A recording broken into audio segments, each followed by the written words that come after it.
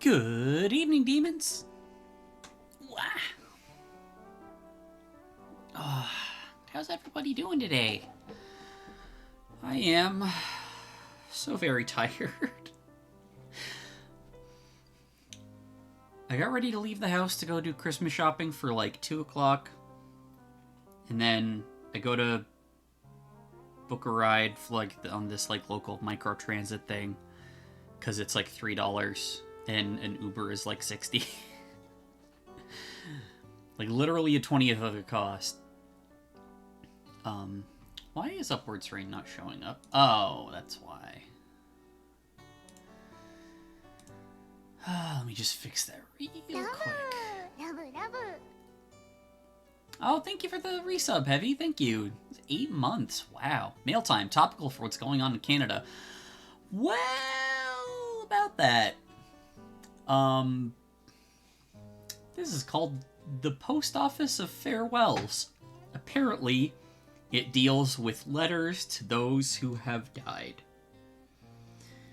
So I might not do great here. Especially this time of year.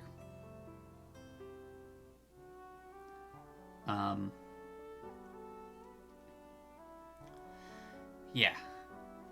I had seen some people from Elan who had said, it was very emotional, made them very sad, and I was just like, oh, it'll probably be fine. I'm kind of dead inside for the most part. And then I saw the subtitle. Is that a subtitle? I don't know. But yeah, the fact that it's kind of mail related, I guess, is kind of, relevant to what's going on in Canada, which I'm down for them taking as long as they fucking need to for that strike to get get paid what they're asking. It's not they're asking for a fucking living wage. Epitaph? No. Epitaph was for gravestones, I think.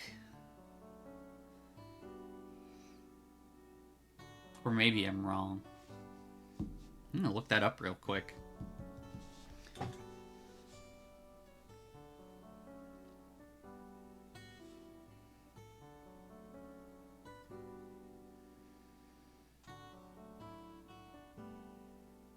Yeah, it's not subtitle. 11% raise over 4 years is insane. It's barely 50 cents a year. Yep. They definitely deserve more.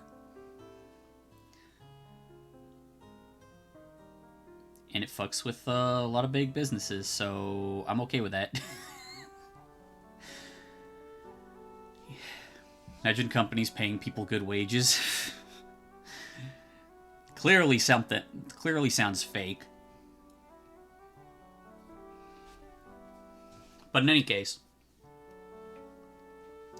back to the fictional post office, where technically part of the government. It is a Crown-owned corporation. And I'm not just talking about Canada Post themselves. I mean, the strike is affecting other big businesses outside of Canada Post. Now, unfortunately, it is also impacting small businesses. But, people need to be paid what they're fucking owed to live.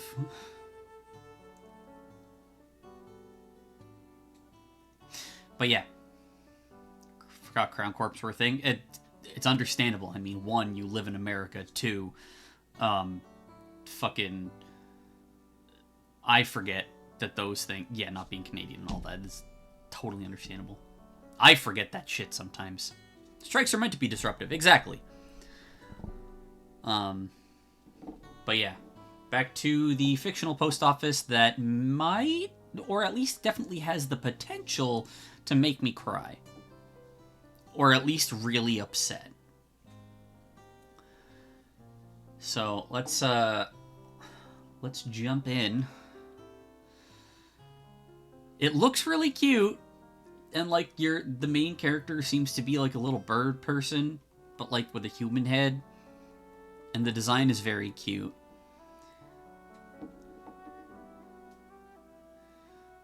I feel like I know more than Canada than a fair share of other Americans. You say that like it's hard. Okay. But a little doesn't mean a lot. By comparison, it is.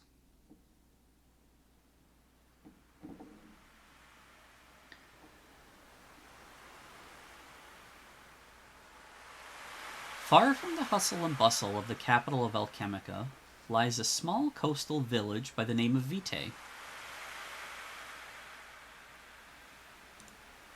In the mornings, those who live near Earthfoot residences are woken by the scent of fresh bread being baked and cloth being spun, magic imbued with every creation.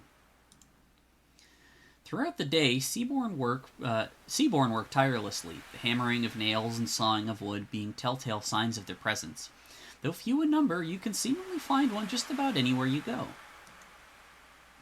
As the sun sinks low, the Sparkbounds make themselves known, the quiet humming of their devices serving as a familiar ambiance, as well as a promise that tomorrow will awaken to some new manner of convenience or innovation.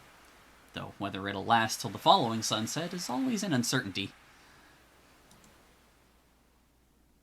However, on the far eastern outskirts of the village, there lies a place that seldom makes a sound. A gargantuan tree climbing so high into the heavens that the clouds hide its canopy from view.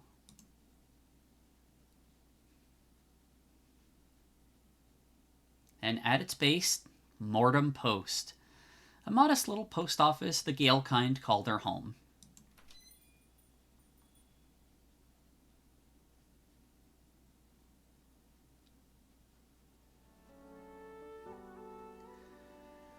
Mortem Post. God, that fucking name. The chime of a small bell tied to the entrance rings out through the empty building just as it had done for the past 20 days. And just as they had done the past 20 days, 2 steps of footsteps follow soon after, belonging to a young Seaborn girl and the botanist who, until moments ago, was tending to the tree's exterior. The scent of wood is overpowering to most on their first visit, though the girl still seems to struggle with it even after several weeks of daily check-ins. The office is being situated in a tree's interior makes it inescapable, with no windows they can open in a feeble attempt to mitigate it. Rain, you're on shift today! We've got a visitor!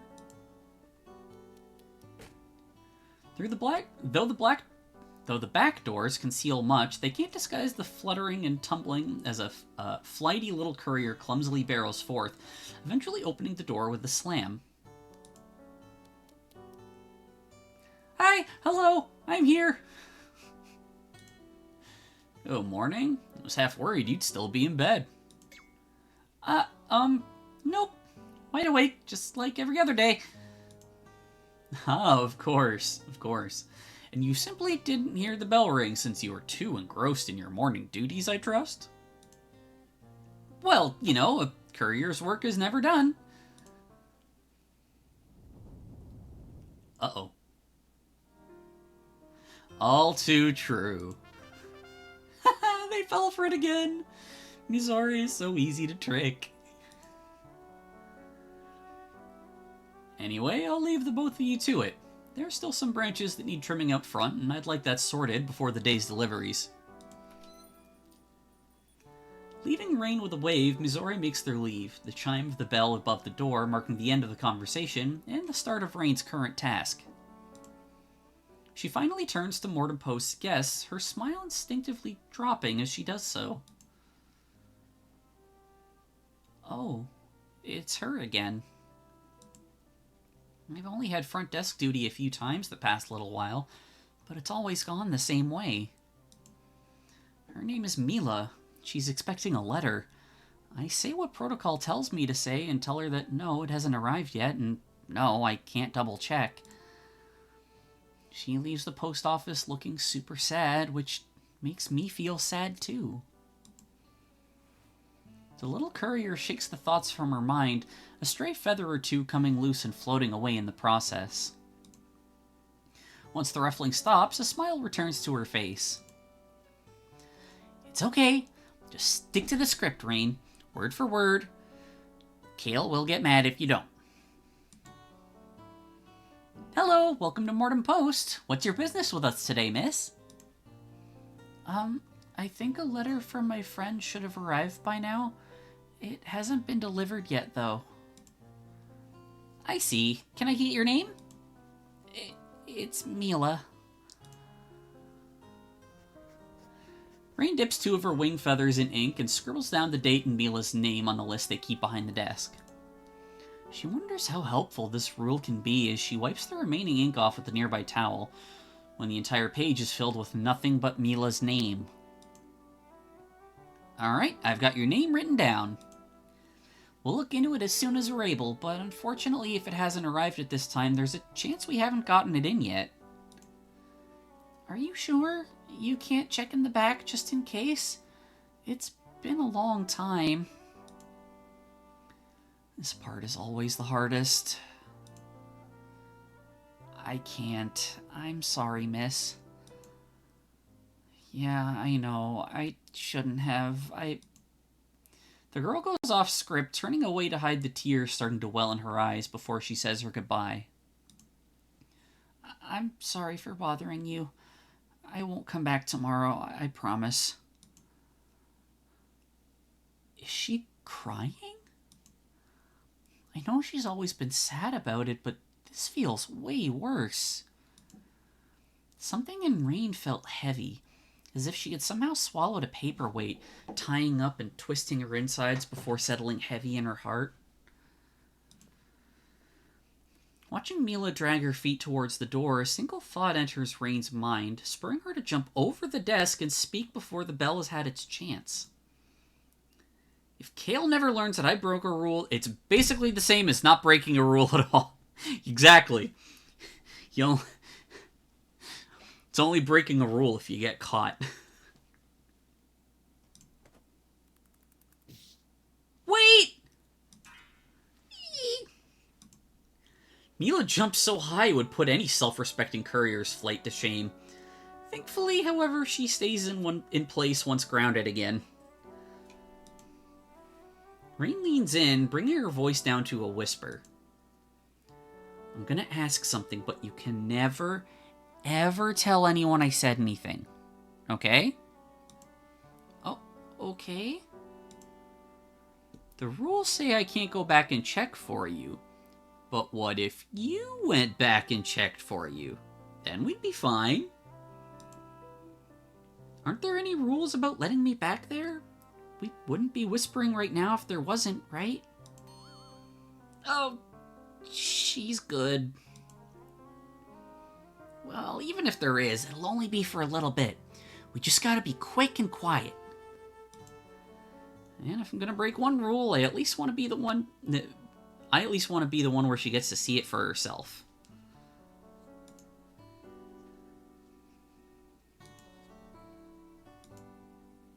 If it won't get you in trouble... It won't! We'll be super sneaky and be back here before you know it. You're Rain, right? That's what Mizore called you earlier? Yeah, and you're Mila. Mila offers a small smile, a new and exciting experience for Rain. Thank you, Rain. No problem. Let's get moving.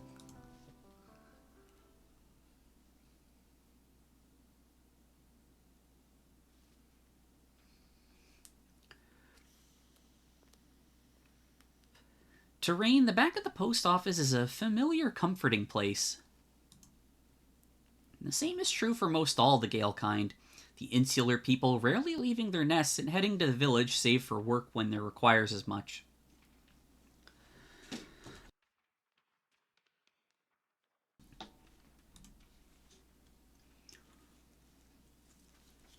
For Mila, however, she feels as if she's stepping into an entirely new world as she catches her first glimpses of the interior. A surprising amount of natural light provided by the numerous windows to the outside provide her with more than enough opportunity to take her surroundings in. A seemingly infinite amount of colorful letters float slowly down from the eternally tall tree. The messages from the departed, reminiscent of confetti for a never-ending festivity. She looks upwards towards their source, following a trail of stairways, perches, and doors along the outer edges of the trunk. It doesn't take long for her eyes to reach their destination. A giant net several stories above, colored as a rainbow through the gaps of rope.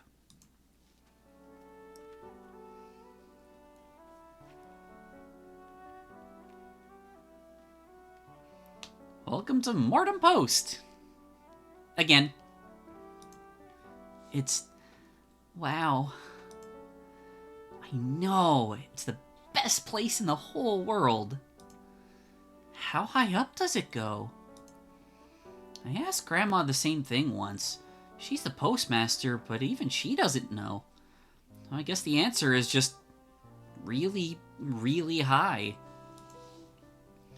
Oh, how do you avoid getting lost in a place so big? Well, the world outside the tree is bigger. How do you avoid getting lost out there? Oh, the seaboard fidgets in place, a small hint of red tinting her cheeks. Ah, well, don't worry. I know this place like the back of my wing. The ground level, anyway. Okay, I'll follow you as best I can. Please don't fly away, though. I know you Seaborn can't fly with those noodle arms. It's fine. Anyway, let's get going then. We'll find your box in no time. Rain does a quick about-face, her cloak muffling the ruffle of her wings beneath, and begins marching to the opposite side of the room, with Mila following close behind. Rain occasionally catches some letters mid-air and skims the name before filing them away in her cloak. All of the envelopes are really colorful compared to the usual mail we get. Yep, Grandma says she thinks it's so the letters stand out more and don't get so lost. She thinks? If she doesn't know for sure, then a real answer just doesn't exist. She knows everything there is to know about this place. It's kind of scary how there's some things about how the office works that no one knows. Really? I think it's cool. The small talk between the two continues as they round one corner and then another. Eventually, the two find themselves in a large room with numerous outgoing boxes, one for each person in Vitae.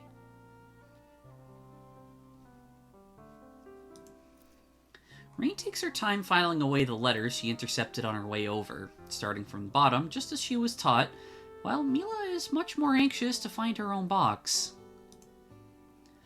Eventually, with her other letters put in their rightful places, Rain stops in front of a box. Mila assumes it must be hers, even if the vertical writing is unreadable to her. Rain gestures with her wing, confirming her hunch.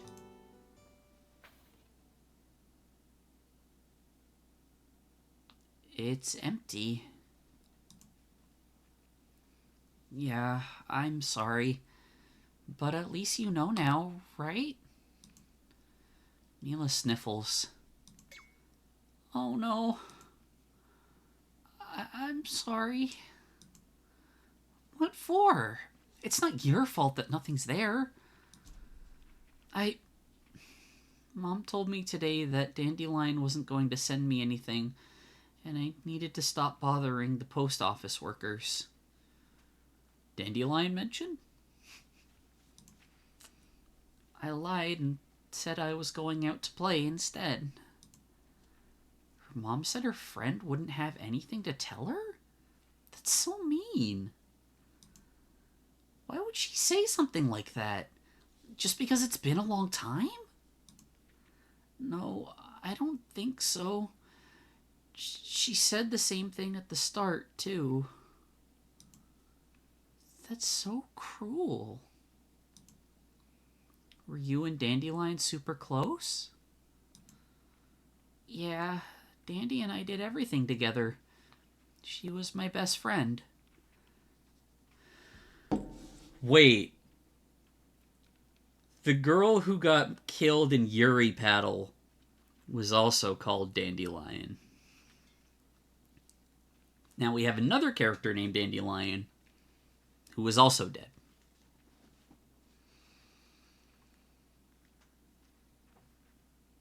There's no way that was intentional. I think... Was it? I don't know. I can ask later. I thought I was hers too, but she would have sensed something by now, wouldn't she? I'm sure she cared about you a ton. Please don't cry. Sometimes things just take a while to find their way out of the office. I'm sure Dandelion's letter is here somewhere in here. Mom said they usually come fast when I asked her, though. Yeah, well, are you gonna listen to your mom or someone who works here? What's she know? Oh, God. She's got an attitude. It's great. While Rain thought it was a clever point, Mila's tears don't stop. Little courier looks upward, looking for some sort of miracle solution that would ease her new friend. And there, she spots a door that gives her just the idea she had been grasping at. I know somewhere else we can look. Really? And you think it'll be there? For sure, but we'll need to get you a disguise.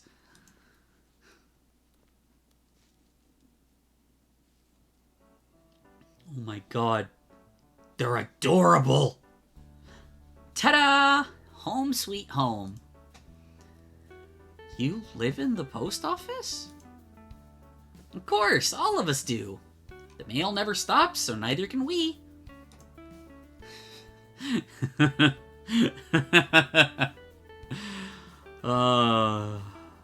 God, I wish I lived in a fantasy world. Wow, you couriers are really cool. The coolest ever. Oh, let's get looking before someone shows up.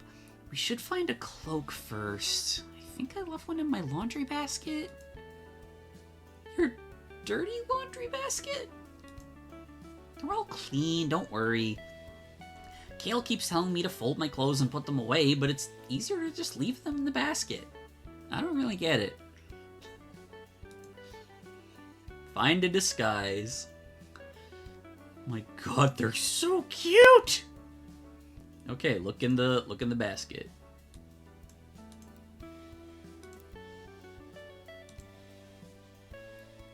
What? Nothing? But I really remember leaving it in here. You sure like that dress design a lot. Oh, since we don't leave the tree much, we order all our clothes in big batches. I thought that's what they did outside, too. No. Not really. Mom and I live next to a little Earthfoot shop called Bellhouse Clothcraft, so we get new clothes all the time. Mom says it's important since we don't have any magic like everyone else does. Oh yeah, Big Sis told me about that. Did you know the magic you get from your clothes and food is what makes the letters come down from the top of the tree? Wait, what? Oh, I don't really like the apple treats they bring over for picnics, but maybe I should try and eat them more. I like your clothes, though. You're super pretty. Thank you. Dandy liked them too. Mom even made her a bandana by cutting up one of my old vests. She wore it every day, up until...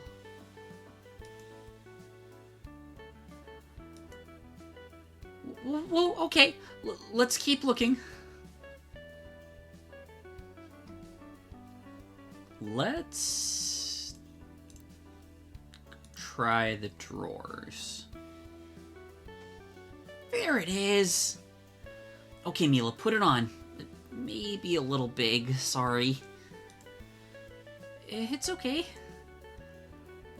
The bow is the hardest part. Here, let me help.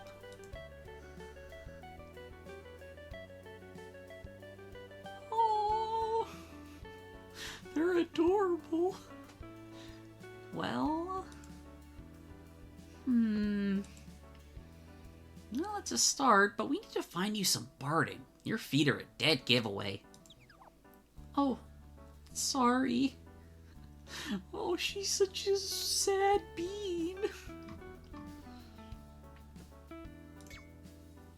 Don't apologize for that. Can't really remember where I left my spare barding. Guess I'll just have to search every nook and cranny.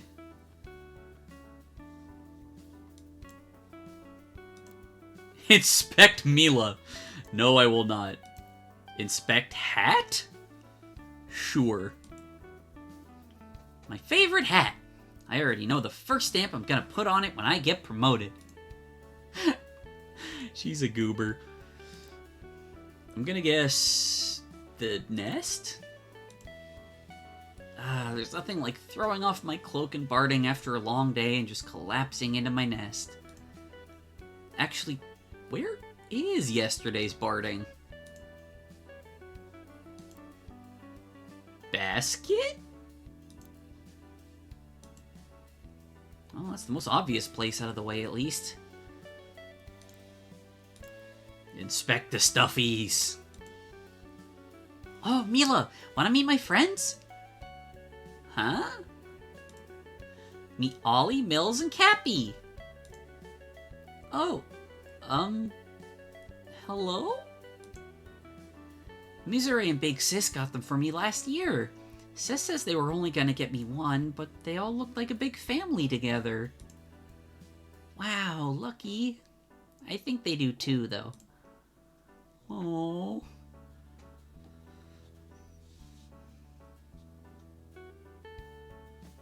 Okay.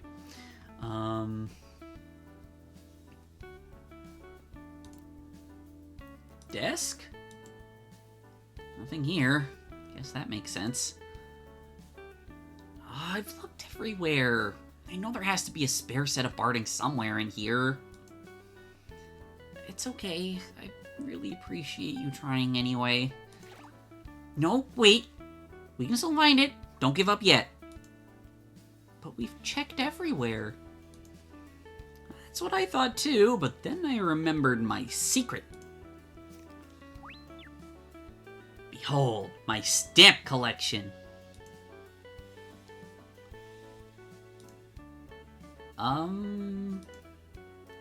This is where I put all my favorites. Their designs are so cool, they sometimes inspire me to think outside the box. Well, if they help.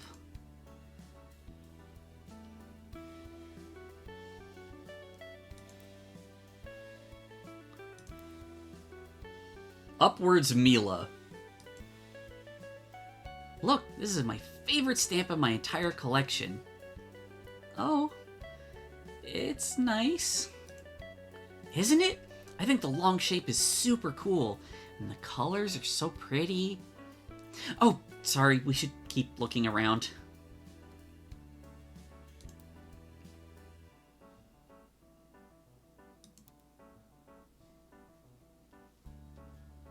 Get crunching?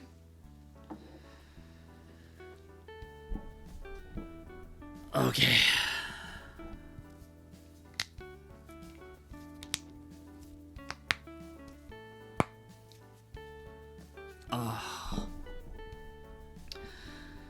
I was out on my feet a fair bit today, so yeah, we got some good crunches this time.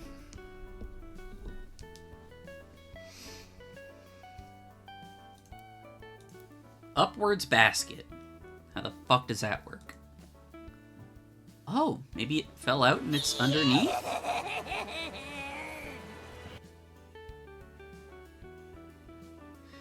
I gotta fucking turn those off when I'm doing visual novels.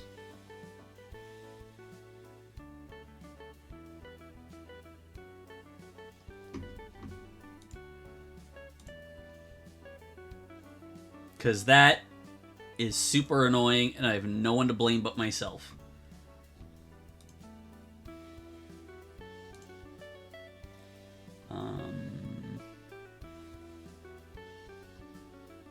Unity, no.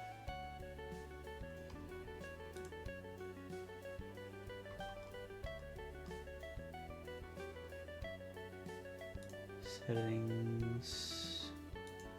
Channel?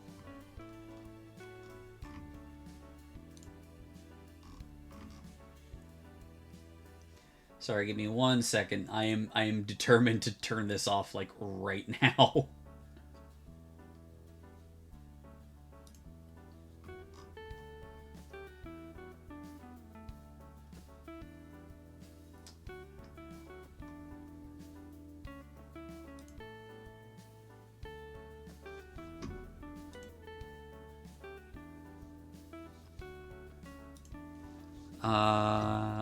You know, I don't actually know, right? Oh, I think, yeah.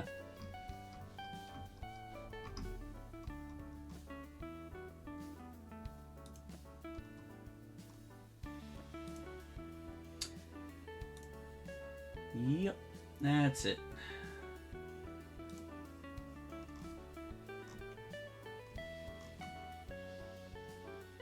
Gonna turn those off.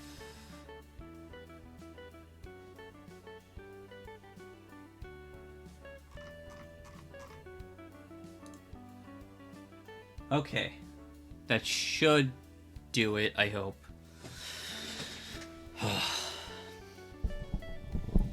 And I'll put them back on for Saturday. Okay, let's see if this was correct. Maybe it fell out and it's underneath. Nope. Darn, I really thought that'd be it. It worked, it's not there? Sick. Wait, why were you purple and then turned blue?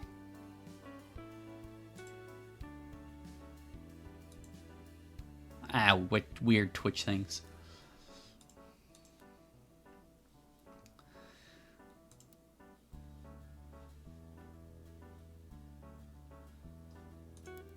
Check below the desk. Achoo! Ugh, maybe I should have listened to Kale about dusting my room more.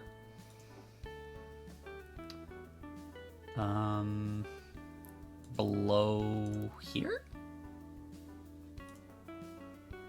I don't think that'd work. Okay, fine. What about up?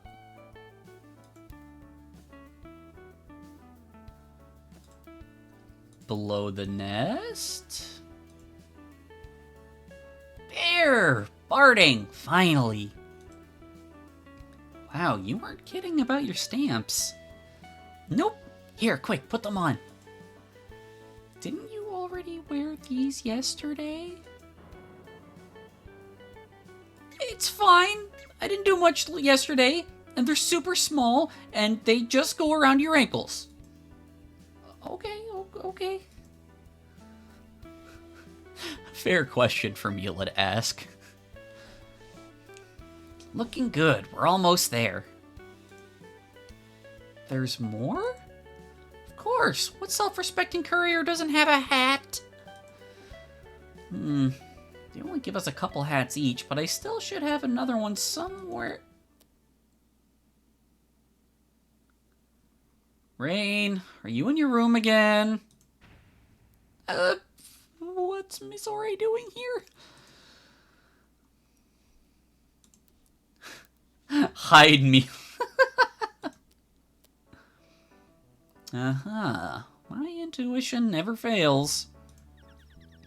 Miss Ore, what brings you here? Same thing as you, I imagine. I'm on my break. I don't think you were scheduled for yours yet, however. I was so involved with my work this morning, I forgot to tidy my room before starting the day. So I wanted to get that handled while the morning was still slow. Please tell me they fall for it.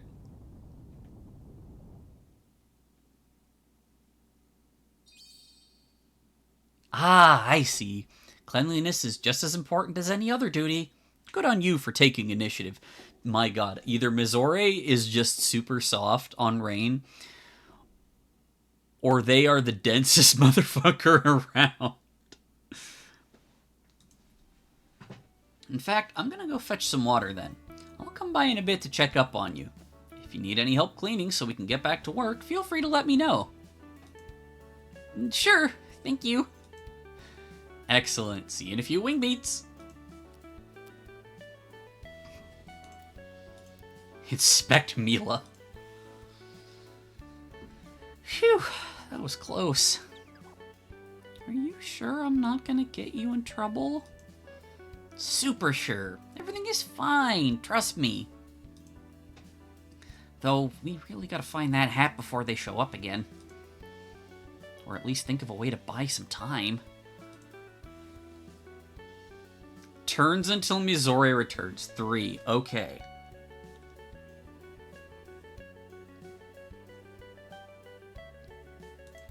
What about under the stuffies? No hats here. In fact, nothing is ever out of place with these 3. I think Mizore cares about them as much as I do.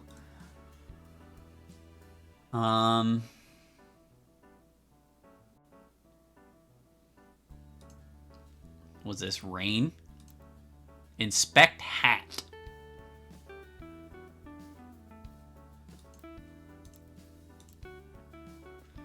Up, no.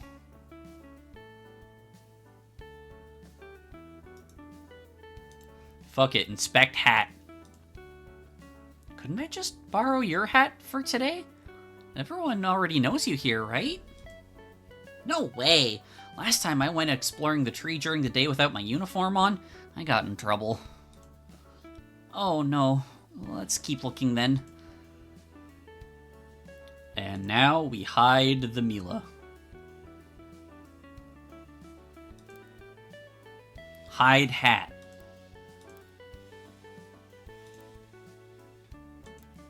Hide in the stuffies?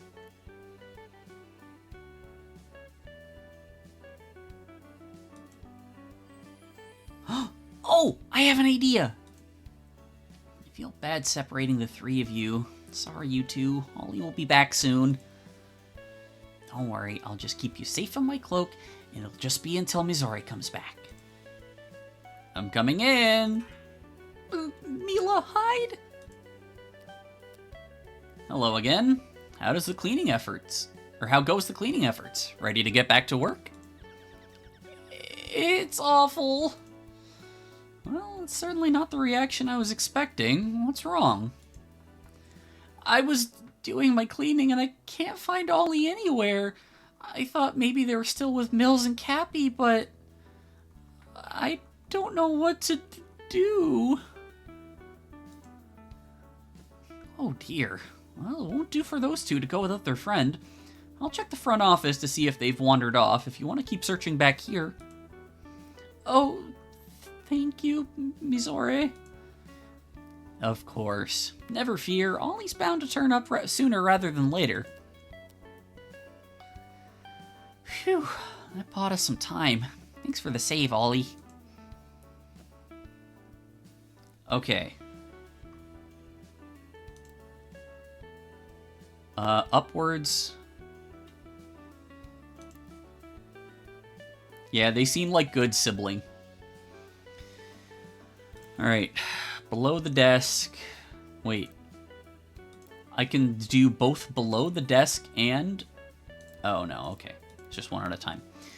Below desk? Won't buy any time. Plus, I just really don't want to.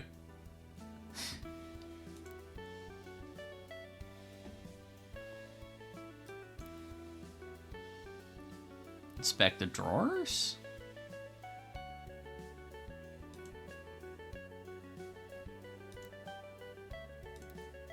Hide hat. I don't have any idea where it could be. Wait! Mizore said they'd help if I asked, so maybe... There, my hat's tucked safely away in my cloak. Now we just gotta wait for them to get back. I'm coming in. Mila, hide! Hello again. How goes the cleaning efforts? Ready to get back to work? I think it's going okay. It's looking a lot tidier. Well, true enough, but dare I ask what happened to your hat? I lost it. Oh, where did it run off to? You didn't notice? Of course not. Do you think you could get me a spare? Well, it can't be helped. Give me just a moment. The fucking, like, thunder sound when they're, like, contemplating what to do freaks me out. Because I'm, like, half expecting them to blow up. It took some searching, but I found the hat you were wearing last year. It may be just a bit tight, but it'll have to do until we find your new one. That's perfect. Thank you so much. Of course. I'm heading back outside to finish my trimming. What's on the agenda for you now? I've got a letter I'm having trouble sorting and need to ask Big Sis about it, so I'm heading up there next. Sorting woes are always a bother. I'll keep an eye on the front desk then. Thank you so much, again. Of course. See you this evening, Rain. Bye.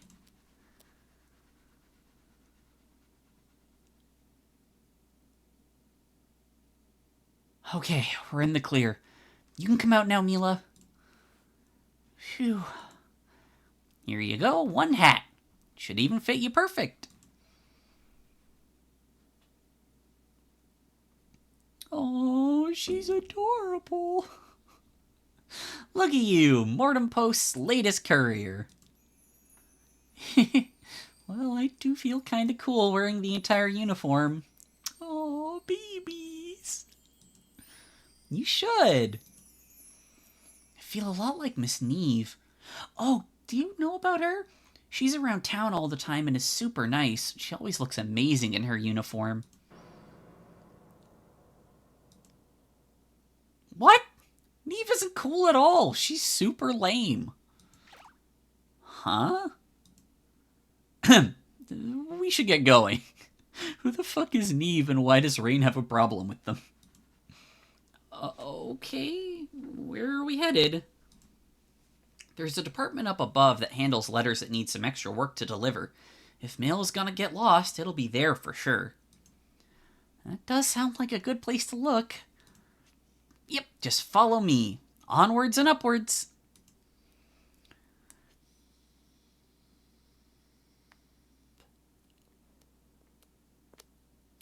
The ascent starts easily enough. 2 little sets of footsteps marching up the spiral stairs, in and out of connecting rooms, and up, up, up the stairs again. After some time, the pair of footsteps fall out of sync, one trailing slightly behind. Yeah, Mila's not used to stairs, and I don't blame her. Stairs fucking suck. The distance between them continues to grow, until eventually Rain can't hear her friend at all. Huh? Hey, Mila, are you... The courier turns around, quickly spotting Mila several paces behind her, back against the wall of the tree. She takes a step forward, then slowly drags her... Oh, she's scared of heights. Oh, poor Bean. She takes a step forward, then slowly drags her other foot upwards to match the first, before repeating the process again. Okay. The rainbow canopy. I'm coming. Sorry. It'll be supper time by the time we get to the department at this pace. We've got to keep moving. I'm sorry. I'm going as fast as I can. Why don't these stairs have rails? We're so high up. Wait, that's all? There's so much space on the steps, though. Besides, I heard you Seaborn can break your bones and they'll heal right back up. You'll be fine. Jesus Christ, that's not something you should be encouraging. I don't want to break my bones. I like my bones as they are. Jeez. You could hold on to me if you want. That way, if you fell, I could fly us right back up. Not if she's gonna hold on to my wing, but Anything to help her feel better. If you don't mind, I don't know how much higher I can go on my own. As proof of her confidence and bravery, Rain skips downwards, extending her wings to slightly float past a few steps. She soon finds herself next to Mila, keeping one wing slightly stretched open. The Seaborn gets the attention quickly, or perhaps is simply overeager to ground herself to another, and links her arm with Rain's. Aww, babies. She's trembling a lot. I feel kind of bad for teasing her so much. You're safe and sound now. Are you good to keep going? I think so. Thank you. Again. You're welcome.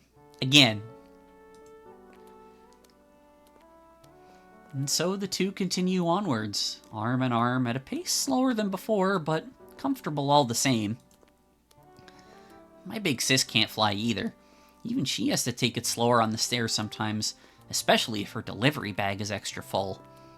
What, is she a penguin? Is she okay? I don't know how anyone could work in here and not know how to fly. Yeah, she only has one wing, but she's been working here forever. So even if she has trouble sometimes, then you shouldn't... Wait, one wing? Do you mean Miss Neve? Miss Neve is your sister? Oh, that's why she called her lame. Well, we're not related, but she's my big sis. That's so cool. It's not that cool at all. Fucking this face. I love it. What do you mean? Miss Neve knows everyone in town. When she comes to drop off our mail, she can always tell if I'm feeling sad too. It's like she's a mind reader.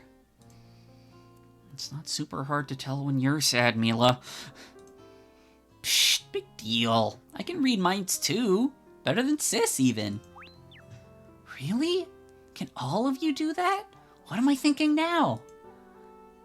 How lucky you are to have such a reliable guide like me, obviously. Oh. Surprised? Told you I could. Actually, I was thinking about how much cooler Miss Neve would be if she actually was able to read minds all this time. Ah.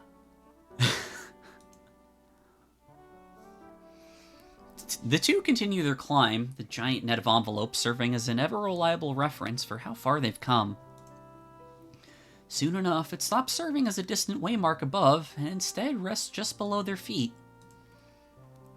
Phew! Finally here. The net seemed so far away on the ground level. It was far away, and now we're as far away from the ground as the net looked. Oh, please don't say that.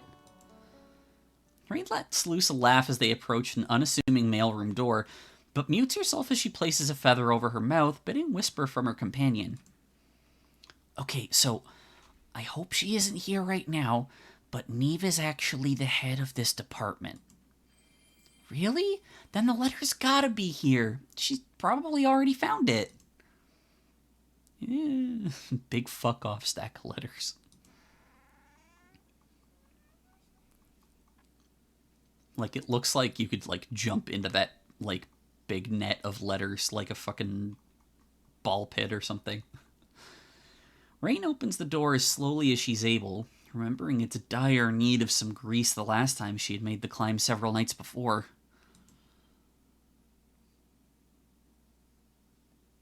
While the door is cooperative in its silence, the view inside dashed any small victory welling inside her. Within stands Neve, back turned, jotting down some notes as she files envelopes into her bag.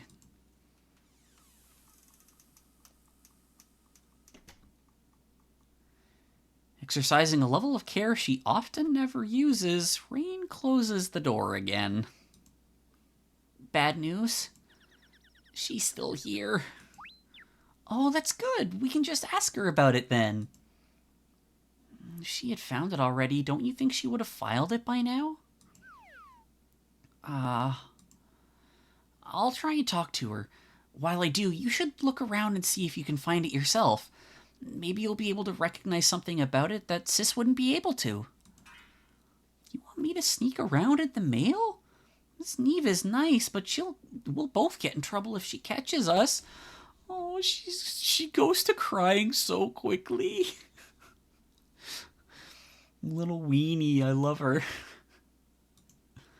I know, which is why she won't catch us. What do you mean? We just gotta be extra sneaky around her. How about when I say cloud, you hide? And when I say water, that means it's safe and you can go back to searching. That's gonna be a minigame. Water and cloud. Okay, I'll try and remember. Are you sure, though? I really don't want to get you in trouble, or for Miss Neve to get angry with me. Big Sis doesn't scare me, so she shouldn't scare you either. Just listen close and we'll be fine, okay? Okay.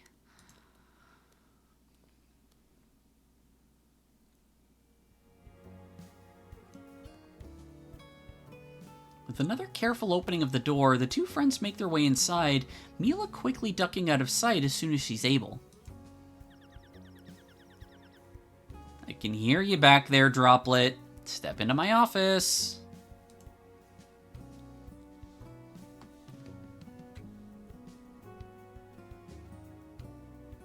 Rain shares a quick glance with Mila before heeding her big sis's invitation.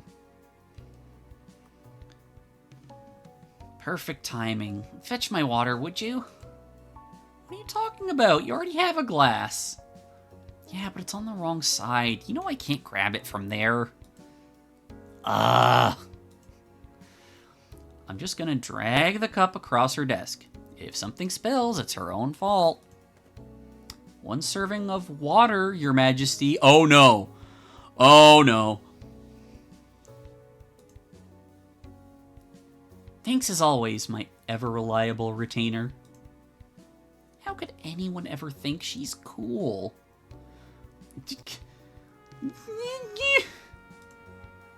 Oh, come on, don't give me that look. I've got a surprise for you, actually. Check this stamp out.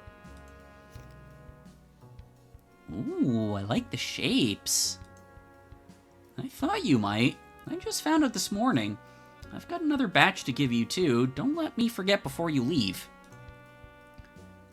Thank you. No problem. On the subject of stamps, have you put any more thought into what the first one on your hat is going to be? I told you already. I looked the long one I have, with the stairs and the sky. If you say so. It's a bit of a weird shape for a first promotion, though. Don't you at least have any standard shape stamps as a backup plan? Russell. Oh no, she's looking towards Mila. I need to tell her to hide. Maybe one that shows a cloudy day?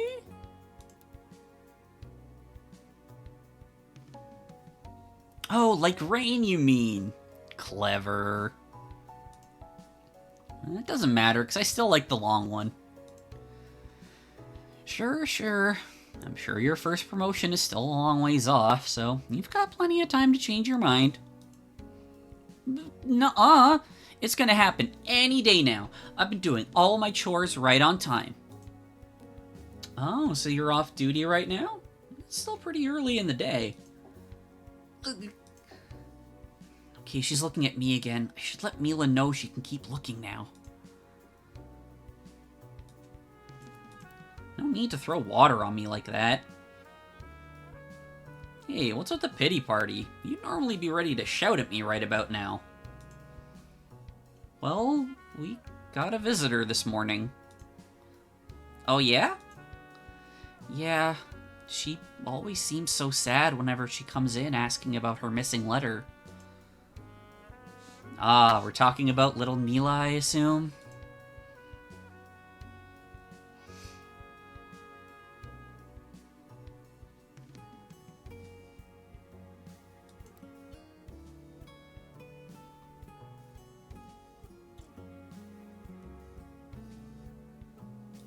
Her suspicion is at 0, and it doesn't look like she's, like, kind of turning around.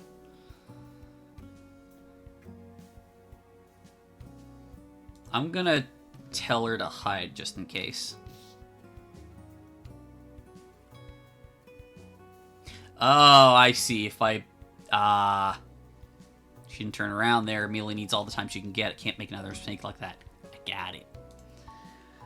I forgot to ask. Do you need a refill on water? No, I'm fine. Thanks, though. Okay, just making sure. Anyway, where were we? Oh, right. I've just been thinking about it all day, and I really want to help her somehow. You love... Young love... Oh, young love digging its talons into you, Droplet? Now she's looking over. What cloud do you have your head stuck in if you think it's okay to say something like that?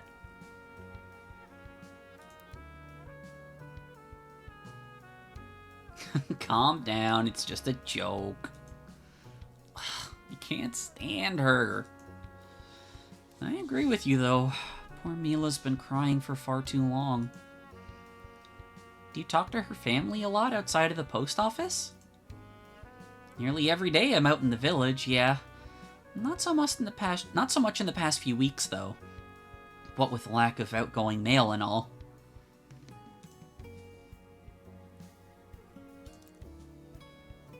I want to go out there more often, too. I love looking at the water. I'll add it to my to-do. Really? Maybe this weekend? I think we can make that work. Have I been forgiven for the young love thing yet?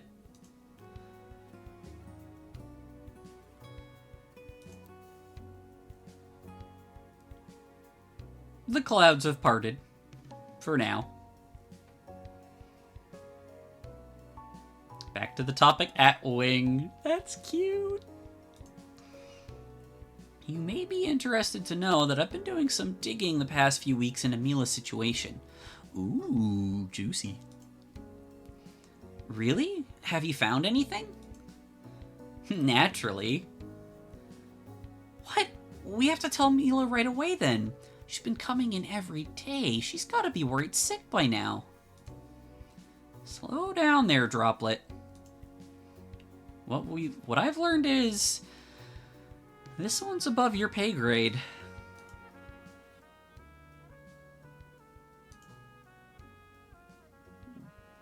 What are you talking about? No!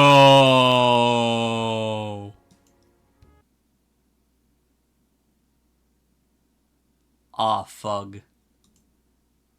What is she doing?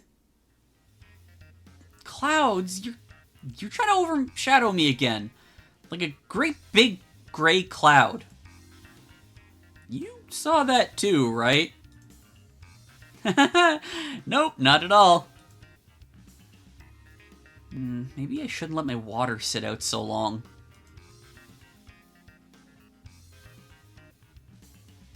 Cloud! Someone's found a new favorite word. I don't know what you're talking about. I gotta get away from this.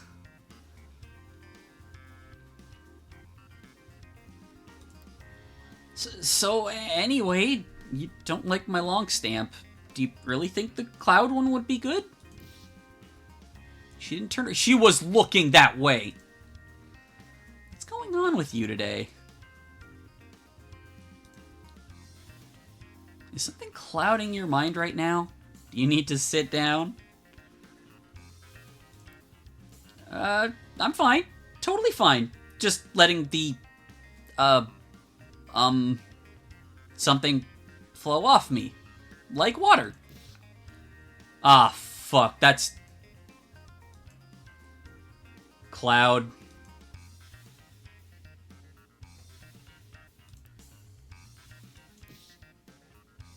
Oh my god, I have fucked this up so hard.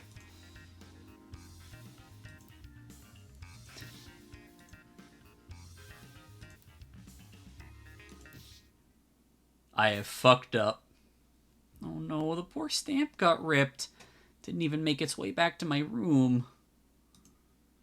My entire head is spinning. Oh, don't make me go from the beginning. Ah, I see.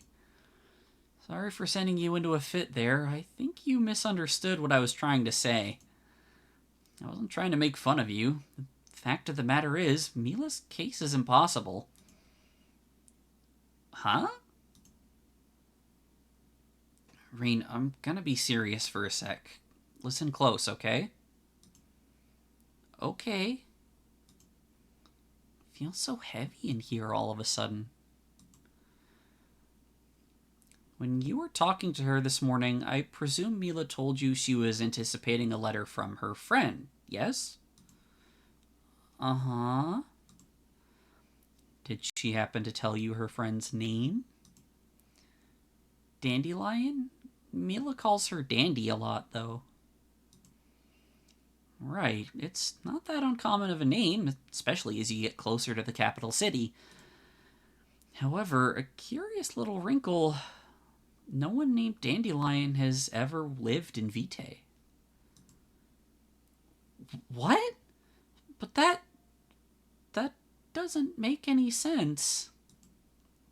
I thought the same thing, so I did a bit of extra legwork, double checking aliases, looking through our older files, and so on. And nothing. But you visit the village all the time. You must have met her at least once. So you'd think. I don't get it. Big Sis knows everyone in town. Did she just forget about Dandelion somehow? As Rain grasps for a simple solution to this complex mystery, Neve pulls a couple envelopes from her bag. I know I don't need to tell you this, but this department focuses on the stray thoughts from those who have left us. The ones that may seem half-realized or unclear for their intended recipient.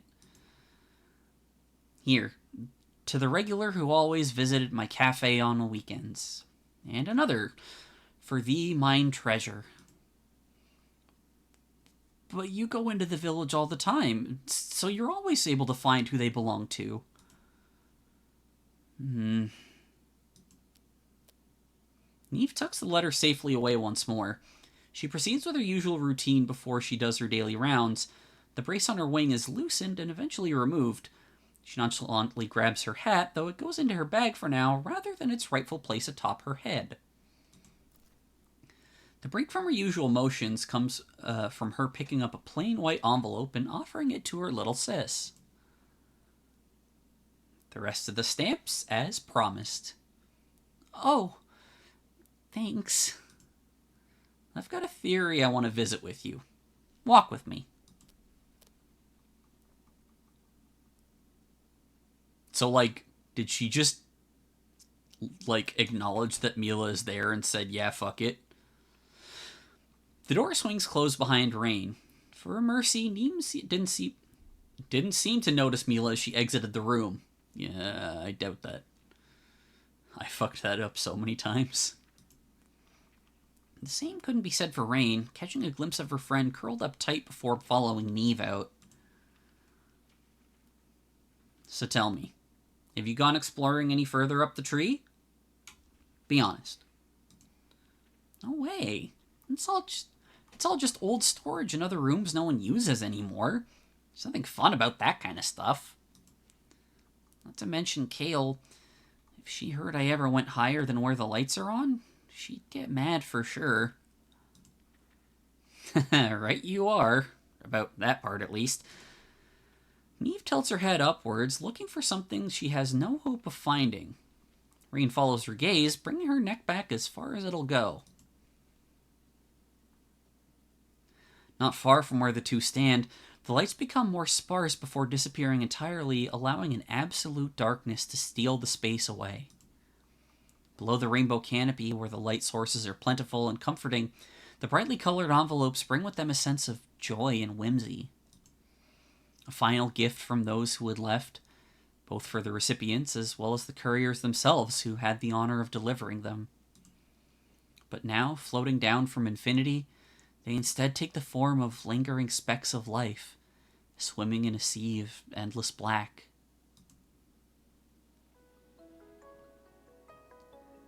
Where wings can't reach. Somewhere up there is where we store letters we're unable to deliver for one reason or another. The undeliverables. Not our most creative showing. Huh? But we never fail at delivery. That's what makes us couriers. That's the aim, at least. I like to think I'm pretty good at my job. Sometimes, though, things just fall through the cracks. What do you mean? These letters are the most important things in the whole world. Grandma says so. Kale says so. I say so too. Fact of the matter is, though, it's impossible to deliver everything. Occasionally a letter will drop without any writing on it whatsoever, or we'll even obtain entirely empty envelopes from time to time. There's also less dire issues like illegible handwriting or red herrings in the context clues that make it difficult to find its intended recipient. You name it, it's happened. We've managed to keep the amount of deliveries taken there low, but it's not quite zero.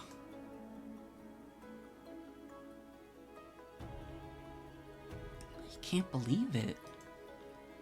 I always thought that all of the mail eventually made it to where it belonged, even if it took a little while. The idea that there are people out in the village who kept waiting for words from their loved ones to arrive, only for them to never come, and that was our fault?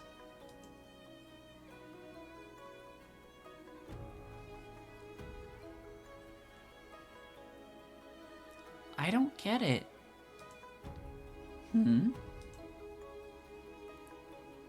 Kale can be really scary, scolding me when I wake up late, or if I file something wrong, or if I didn't tidy up the front desk, or forget to smile when greeting a guest. But even if she's strict, she always says it's because we have to be proud of our work. Because it's super important and we have to do it perfectly. But if this room really existed all this time, we can't be perfect. Never, ever. Why would she say that stuff? Just to have an excuse to boss me around more? Well, that's an easy one. Your dear mentor Kale heads the undeliverables department. The only staff there, actually. Huh? She never told me that. Not even a hint. She's speaking truth when she tells you that us couriers have a lot to be proud of, and we always need to strive to do the best we can. But there's no pride in what she does, Rain. I know she can be a stickler, but try to give her the benefit of the doubt, okay? I had a theory I wanted to share with you, if you remember. Oh, yeah. I stand by my earlier findings. Dandelion never existed. I couldn't find anything, neither documentation or my own memory, to prove otherwise. But Mila believes the opposite. Yeah, even with overwhelming evidence to the contrary. Telling you about the undeliverables got me thinking. You accepted his existence as it was, even though it may have hurt, and with nothing concrete to back my words. Just a few minutes ago, the undeliverables didn't exist for you. From your perspective, the department was never there. But now it is. Where better then, I wonder, for a letter from a phantom to find itself? So that means we should head up right away. That's a nice thought. Unfortunately, there's little reason for them to maintain the stairways heading up from here, and, well, you know. Only someone with 2 good wings would be able to make the climb, and getting an escort to take me up would take far too long to schedule in, I fear. Not to mention Kale. No doubt I'd be in for a verbal lashing if she caught me up there. No thanks. Rain turns her eyes to the looming darkness once more, scanning the unknown. In that instant, she thinks of Mila curled up in the other room, and how she'd feel if Dandelion's final words never found their way home. I think there are scarier things than Kale.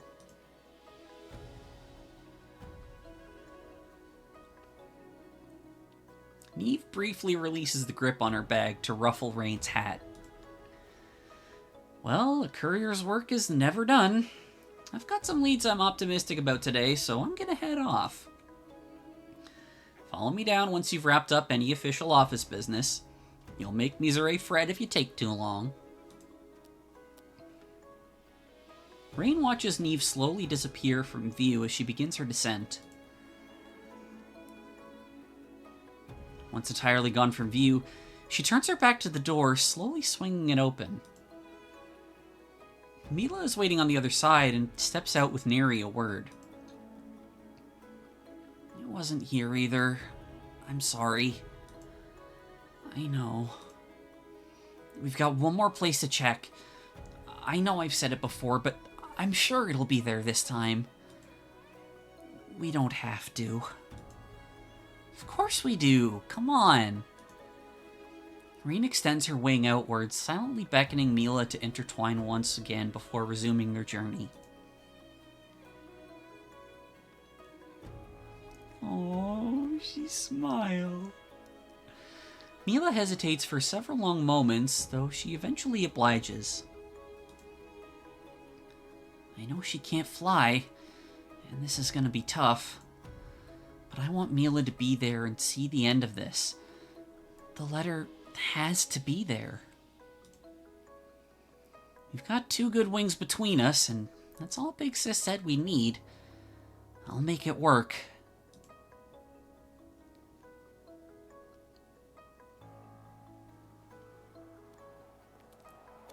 The two continue up the stairs in relative silence. As Neve had implied, however, the ease of the journey eventually comes to an abrupt halt as the girls are met with an impossibly wide gap and strong winds from holes to the outside on far sides of the chasm. The wind is kind of chilly. Yeah, we must be pretty high up by now. I could probably carry you over if it wasn't blowing, but now... Really, we don't have to... No, it's all fine. Don't worry. Just give me a minute to think of a plan. Now, where to start?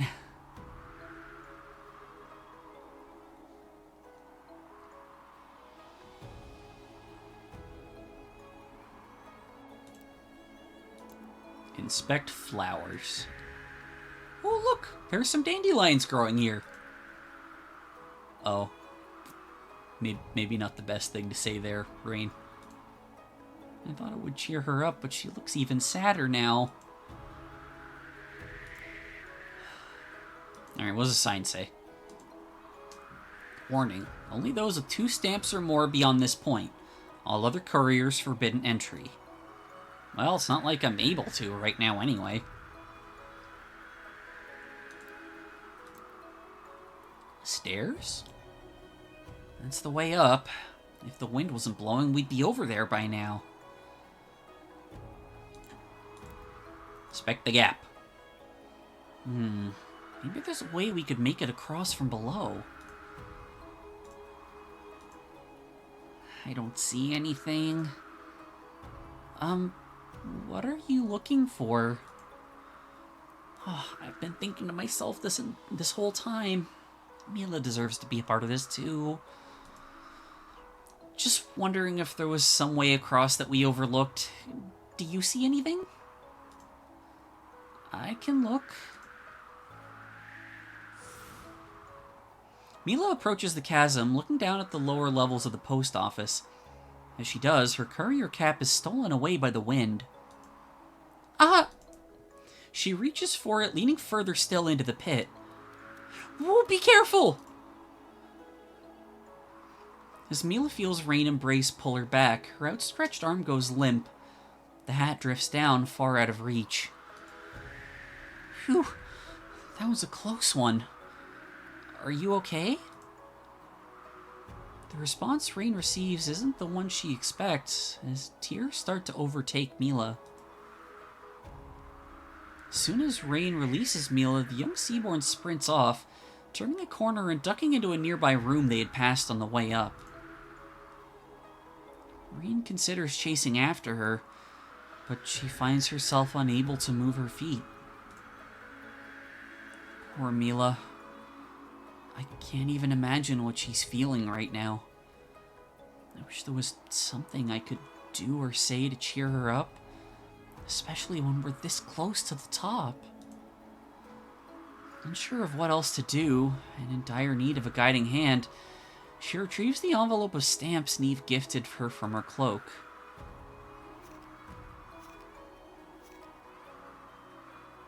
After giving each a glance, realization creeps onto her face.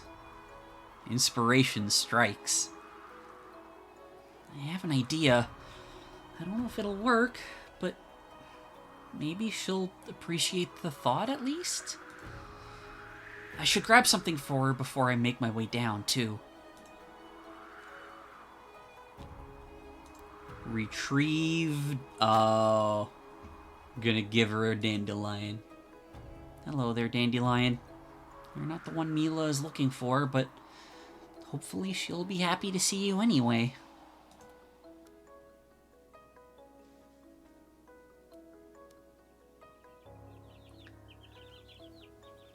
Rain slowly descends the stairs, arriving at Mila's room with nary a sound. It's a cramped little space, serving as both a storage closet as well as a pigeon roost. Despite the clutter, the first thing Rain spots is her friend, curled up into a ball, weeping gently. Oh, Mila.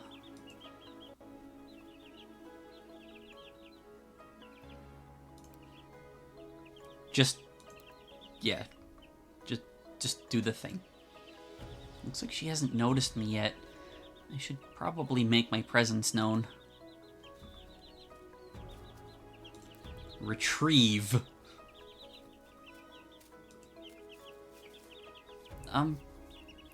Hi, Mila.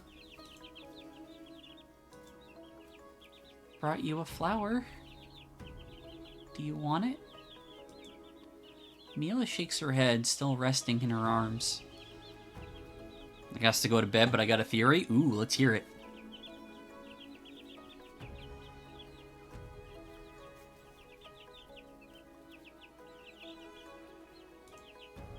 Well, that didn't work.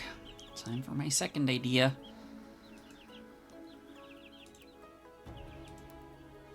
Upwards Mila. I don't know how that works, but okay. So they said they couldn't find anyone with the name Dandelion, right? Yeah.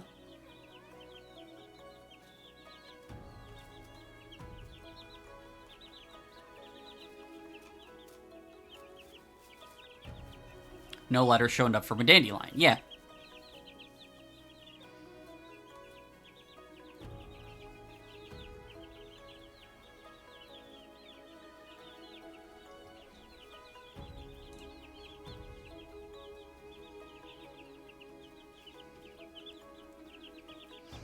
We're pretty high up, but we've still got a ways to go. I promise we'll find a way across, so please cheer up, okay? What if Dandelion can't write no letter because Dandelion can't write because Dandelion ain't a person, people?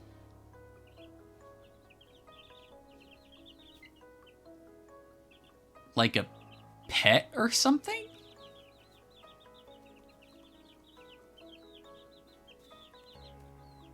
Because Dandelion is a pet. Ah, I see. Well, definitely possible. We haven't seen anything that would go against that, I don't think. It's not about that. I don't want to go farther. I'm sorry. Huh? But we're getting really close. This is higher up the tree than I've ever been before. But getting close to what? It's not gonna be there. What are you saying? Of course it will.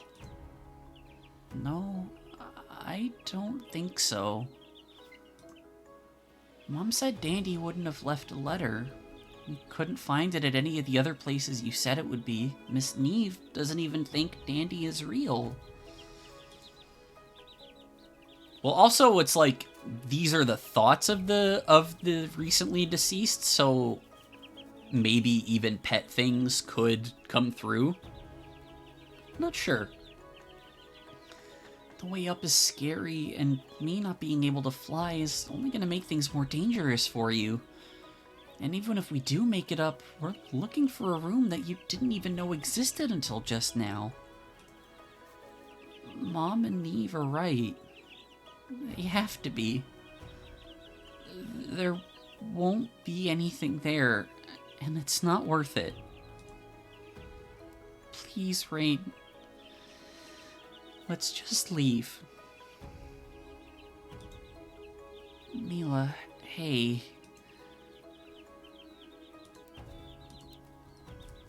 Upwards again.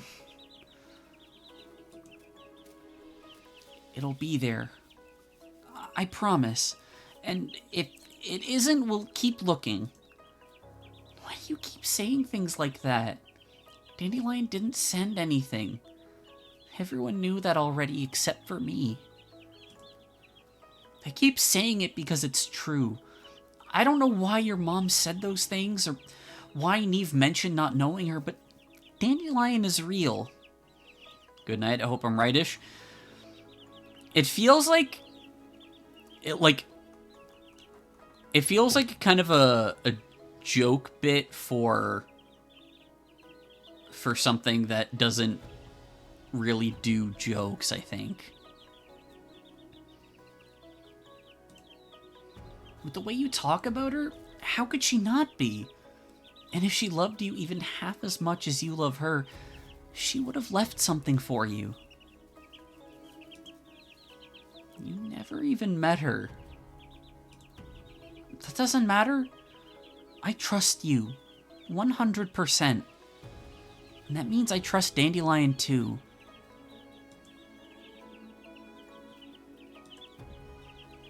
I can prove it too. Here, look at these. These are the stamps Neve gave me earlier. They don't print with these colors much, so they're super rare. I don't know how Neve got so many. I'm gonna add them to my collection when we're back on the ground floor, but I think you should take them for now. I don't think I understand. I want them back later, so how about you trade them to me for Dandelion's letter? I'm not too worried. They'll be mine by the end of the day. A smile! What's so funny? It's just, Dandy used to do the same thing. Maybe it is a pet. Mm-hmm. It's like she could always tell when I was sad. Whenever I started feeling bad, she'd always come over with some of her favorite toys so we could play together. Okay, yeah, it's definitely... Yeah, it's gotta be a pet. Hey, these aren't toys. I know. Thank you anyway. I'll keep them safe for you. Good to hear. I'm trusting you. I do think I'm gonna keep one, though. Oh, can I see? Trust. Aww.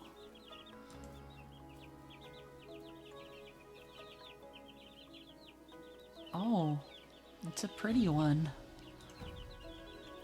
If you keep the nicest one, doesn't that kind of ruin the point? Consider it an upfront payment. I'm still prepared to put in the work for the others. Alright, if you're sure. Mila, I know it can come off as silly, but I mean it. I trust you, and I'm not gonna stop looking for Dandelion's letter. Can you trust me too? When I say that we'll keep going until we reach the very tip top of the tree if we have to, She smiles through so much that I wonder how much of it is real and how much of it is just for my sake. But even if she's just smiling for me, that's still more proof than I could ever need. I can. Great. Then let's get back to searching for a way up. Oh, actually? I'm not sure if it means anything, but I saw a sign like the one outside on the side of a bookshelf earlier. I should show it to her. Inspect bookshelf. Look, there's a switch on the side here. Oh, good find. I'm gonna flip it. Doesn't even look for, like, if it could have a label or anything. Just says, I'm gonna flip it. Rain, wait!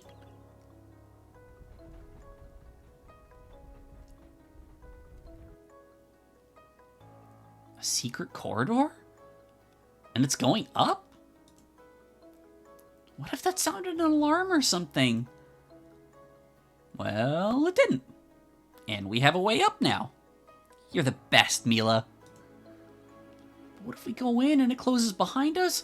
Or if it's a dead end? Or... then we'll find a way out. But... it'll be okay. Trust me, Mila. Oh... The other trust one was the wing with the cord, and now it's a hand. Oh, babies.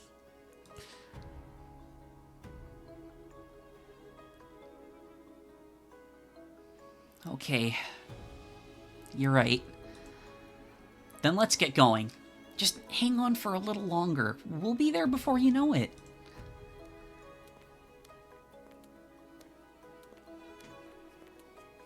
The two continue onward, arms interlocked. Higher until the stairs merge with those from the other side of the gap, and higher still. The wind is just about gone.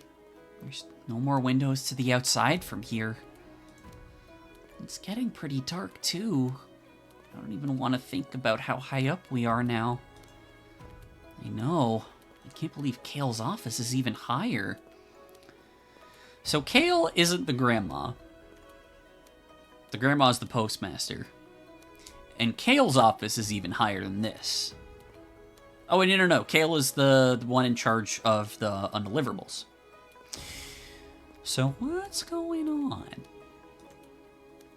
Maybe she has a secret way to get there? I can't imagine having to do this every time she needed something. Nah, she could do it. She can fly super fast. It's almost scary. Just like almost everything else about her. I wonder if that's like Rain's mom. I heard Neve call her your mentor. Unfortunately. She's so mean. If anything ever goes even slightly wrong, she's over my shoulder in an instant to scold me. It's like she can just sense whenever I screw up. Even if it's something tiny, like not washing my feathers after I write something down, or sleeping in for an extra 5 minutes. Both of those things sound like things you shouldn't really be doing, though.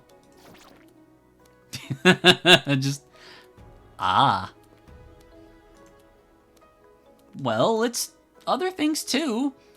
A lot of things, actually. I know our job is important, and we always have to do our best. I just think she takes it too far sometimes. I'm still just learning. I wish she would remember that before being so strict and uptight about it all the time. Either way, it doesn't sound like someone we want to meet up here. You could say that again. Let's hurry up a little. We can't be that far from the department now.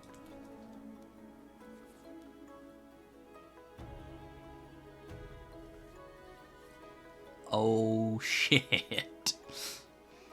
Oh no, not again. After a long and tiring, but otherwise unopposed climb, the two companions are met once again with a large chasm separating them from their goal. It looks so different this high up. Doesn't even look like the post office anymore.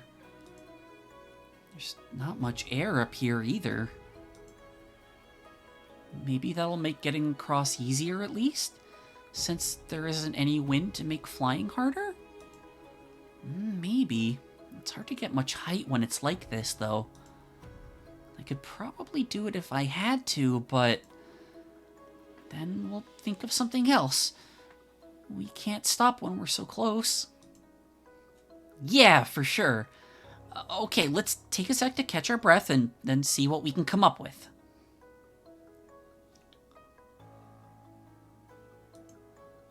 Oh, it's both of them.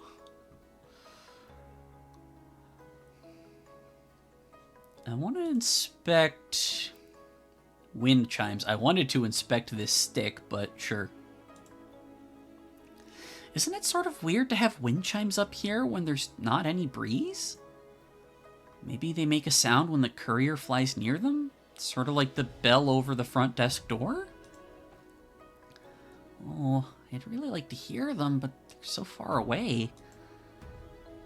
She could probably hear them from here if I fly over. I'm not gonna do that. Yet. Inspect support. What are these? Well, this whole thing? It's perch. They're a lot more comfortable to stand on than flat flooring usually, but these are too narrow for even my claws. Must be pretty old-fashioned.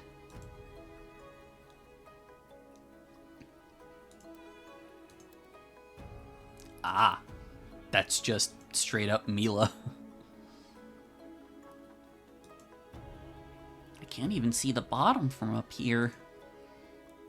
I won't ever let anything bad happen to you. Don't worry.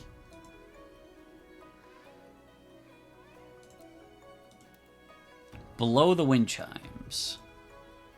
There are large tiles here. The rest of the post office isn't like this. There are scratches on the floor, too, probably from Kale.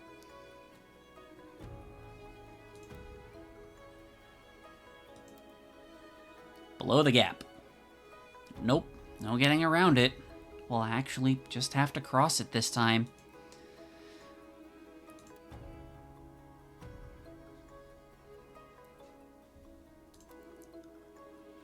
Upwards, Mila?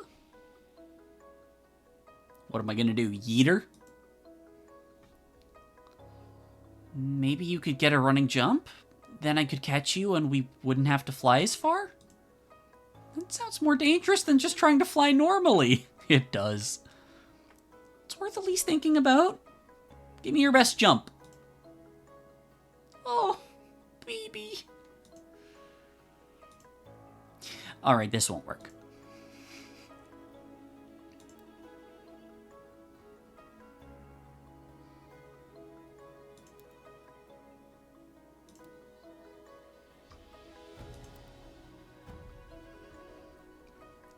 Trust Mila.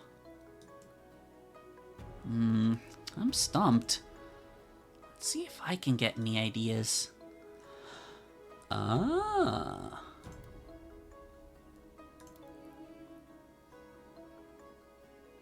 Connect support. No matter what I do, these don't budge. Maybe we can use them somehow.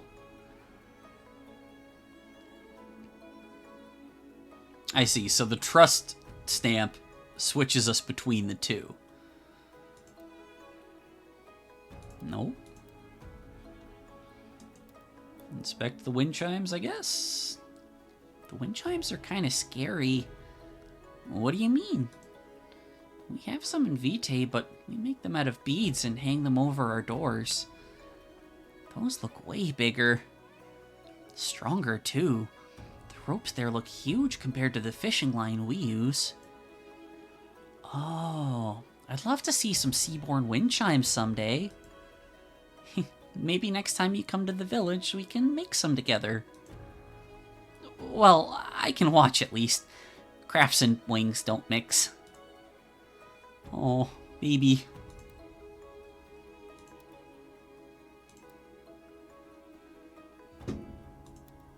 Connect Rain. Rain, I just wanted to say if we can't make it across. Nope, don't want to hear it. But we'll find a way for sure. Trust me. We can do it. We will. They're so cute.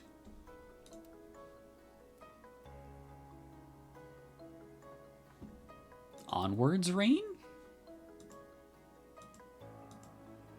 If you go on ahead, maybe you'll have more luck? And leave you here? No way.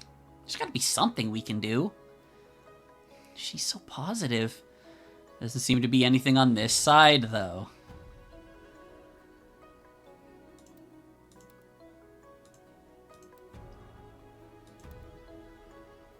Trust Rain. I don't think there's anything over here we can use. That's okay. Even crossing out possibilities is a big help. I think this one's all up to me.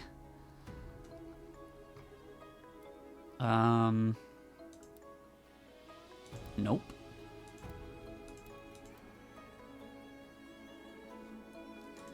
Below the wind chimes? Oh, that's the tiles. Onwards? No. Upwards? No.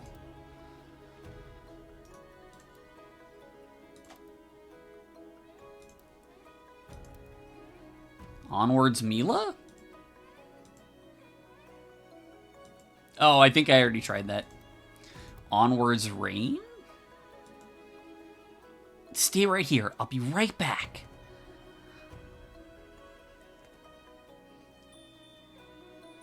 Oh! They have such a pretty sound. Oh, I didn't hear anything. It's sort of, twinkle, twinkle? She's so cute. Gotta focus.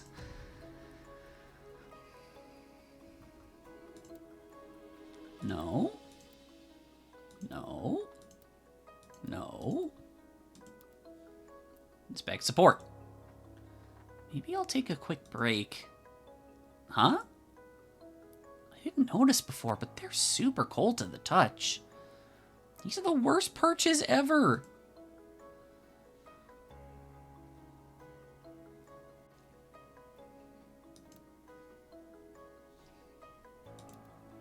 Inspect the wind chimes from here. Just plain ordinary wind chimes hung up by thin ropes. Ah. Wait, maybe we could use the ropes to make some kind of bridge? Yeah, finally. Hey Mila, I've got an idea. Okay. God, I hope their voices don't fucking echo down to the bottom. Let's see. I should bring these over to her. Retrieve.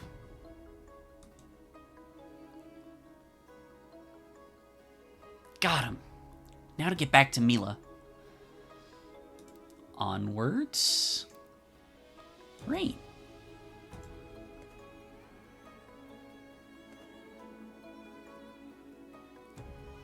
Look, maybe we can use the rope on these wind chimes to make you a bridge?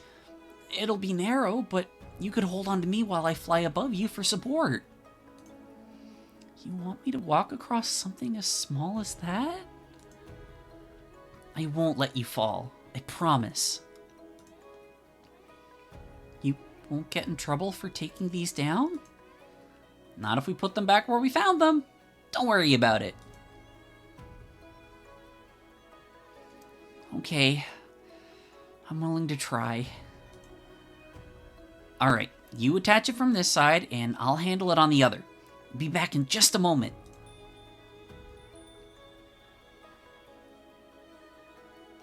That looks really cute. I'm done. Me too. Good job. Are we ready then?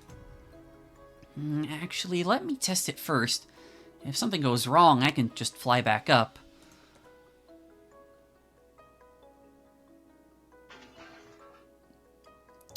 Thug. It takes only the slightest touch for the rope to come undone. No. This was all we had left. But if it's not strong enough... I'm sorry, Mila.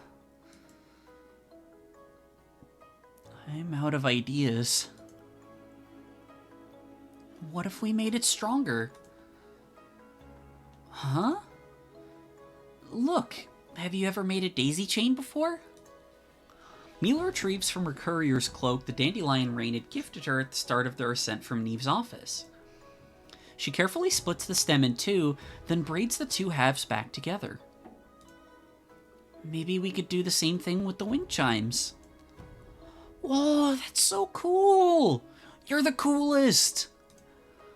It's just something my mom taught me how to do. It's not that hard. Easy for you to say. I can't do anything like that with my wings. If you think it's worth trying, I can handle it if you get me the wind chimes. Sounds like a plan. Leave it to me. Okay, retrieve wind chimes. Hello again. Gonna need to borrow you just one more time. Sorry. Mila, I know you can do it.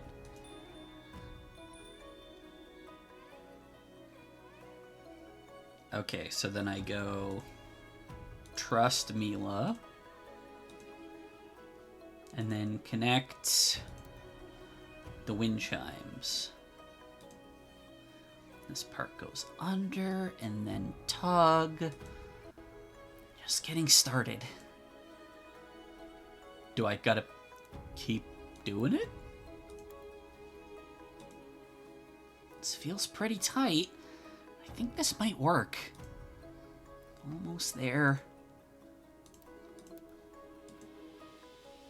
Done. It's still scary, but I think this is as safe as I could have made it. Now to just tie them to the sides again. And now we... Wait, hang on. Connect the support. Okay, I'm finished. Can you get the far side, Rain? Switch to Rain. Alright. I'll fly right above you. Hang on tight to me, okay? I'll keep you balanced, so just keep being brave and we'll be on the other side before you know it.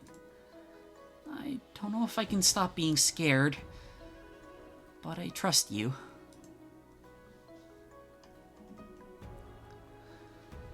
Onwards. You're doing great. One foot in front of the other. I'm trying.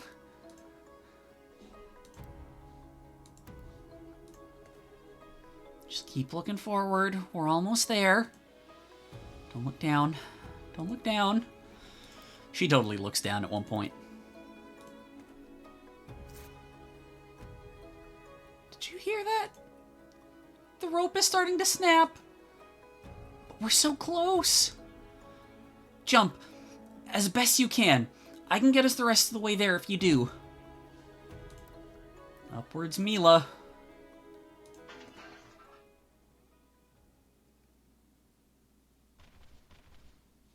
Well, getting back is gonna suck. With the extra bit of distance offered by Mila's jump, Rain is able to fly the two the rest of the way. Their landing is one without much grace, but that is the furthest thing from their minds. You did it! You're amazing! You did all of the hard work. Nuh-uh! I bet you're the first person without wings to ever fly like that before. Probably, huh? The girls take a much-needed rest lying on the tiled floor until their heartbeats return to normal and they can stand without trembling. And once again they climb, stairway after stairway, hall after hall, until they turn one final corner. It doesn't look fucking ominous at all. Is this it? It's gigantic. It has to be. Something's not right, though. Huh? Look, the door handles. We don't have those anywhere else in here. They're hard to use with our wings. Oh, now that you mention it, the front of the post office is the same way. Either way, it looks like we can still push it from this side. Are you ready? Yeah. Okay, on three.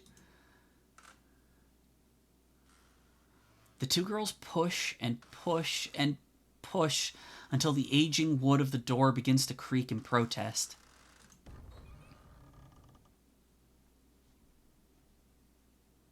Slowly but eventually, the hinges give way, offering Rain and Mila the victory as the door opens and the two take their first steps inside. Whoa.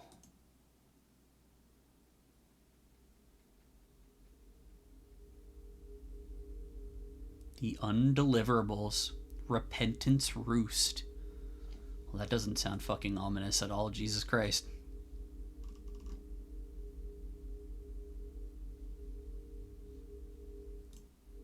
Sorry, 1 second.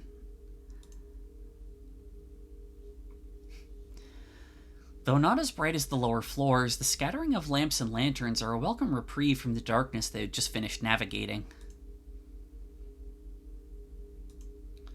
The room they serve to light, however, is much less comforting. With a bare floor and no furniture save the tables for the lamps to sit upon, the Undeliverables would make for the most unremarkable room in the entirety of the tree's endless trunk. Save for two very important aspects.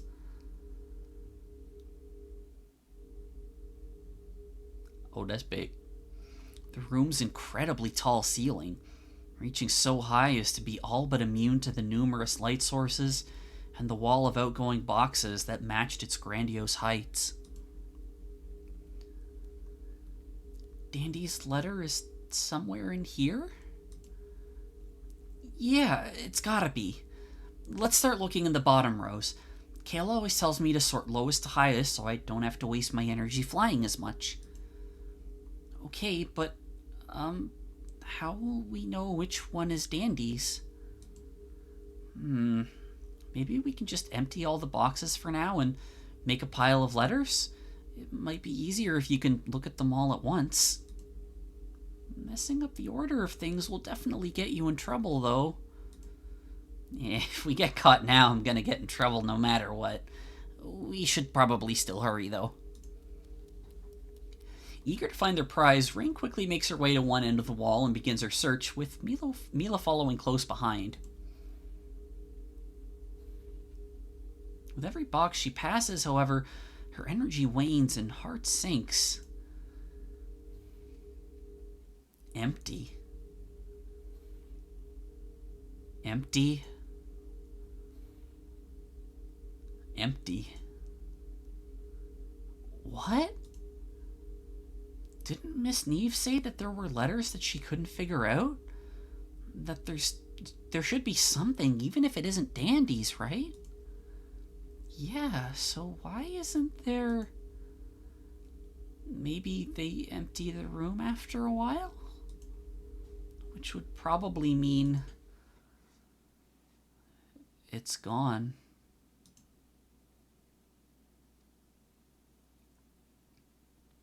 Oh, Rain's starting to cry.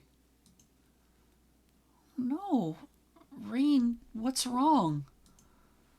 I'm sorry. I really thought it'd be... It's okay. No, it isn't. It is. Why aren't you sad about this? I am sad, but maybe it's better like this. Huh? I was really scared that we wouldn't find it, because that would mean Dandy didn't feel strong enough about me to leave anything. But if they just get rid of the letters eventually, then we don't know if it was ever here or not. If we don't know for sure, then I can just keep pretending that she did. Don't say that. But more than that, I'm sad because you're sad. You did so much for me. You don't deserve to feel like this. I really want to cry too, but I feel like I can't if you already are. So please stop crying, Rain.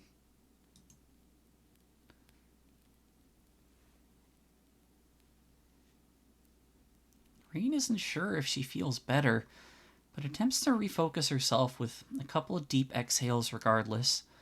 She wipes away her remaining tears staining her wing. We should probably leave before Kale shows up. Yeah. And Dan! If your aim was to avoid me, you'd have done well to keep your feet to the earth and wings in your cloak.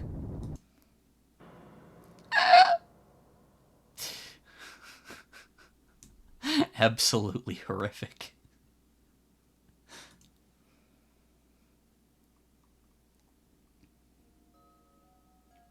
Or barring that, closing the door behind you so the light doesn't escape. Your lack of basic etiquette has proven your downfall, just as I warned you multiple times it would.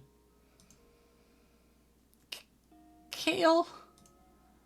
How was she always able to sneak up on me? She's gotta be an owl. That's an owl thing. Please wait, I can explain. I very much doubt that, but feel free to try. Oh, 100% owl. Fucking studio shaft neck tilt like that. It's some owl shit. Let's start with an easy inquiry.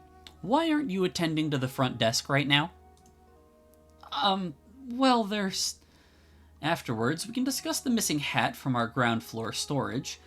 Coincidentally, the same hat that was assigned to you last year. Oh, well, technically that was me... Or if you prefer, we can put that aside for now and discuss the mess that was made on the path up here. Alternatively, we can skip to whatever excuse you could possibly have for bringing a guest of the post this far up with nary a concern for their safety to this specific room where you are nowhere near the appropriate clearance to even dream of holding access. She sounds like a real bitch. She's not a guest, she's a courier. Look at her uniform. Please. Her frown unflinching, Kale lifts her wings to the air. Her wingspan makes the girls feel smaller than they already are, but that sensation is only compounded upon when Kale brings her wings down with terrifying force. A gust is released that effortlessly blows Mila's cloak and barding loose, with a couple poor lamps falling victim as well. Enough of this, Rain. It was my fault. Please don't be mad at her.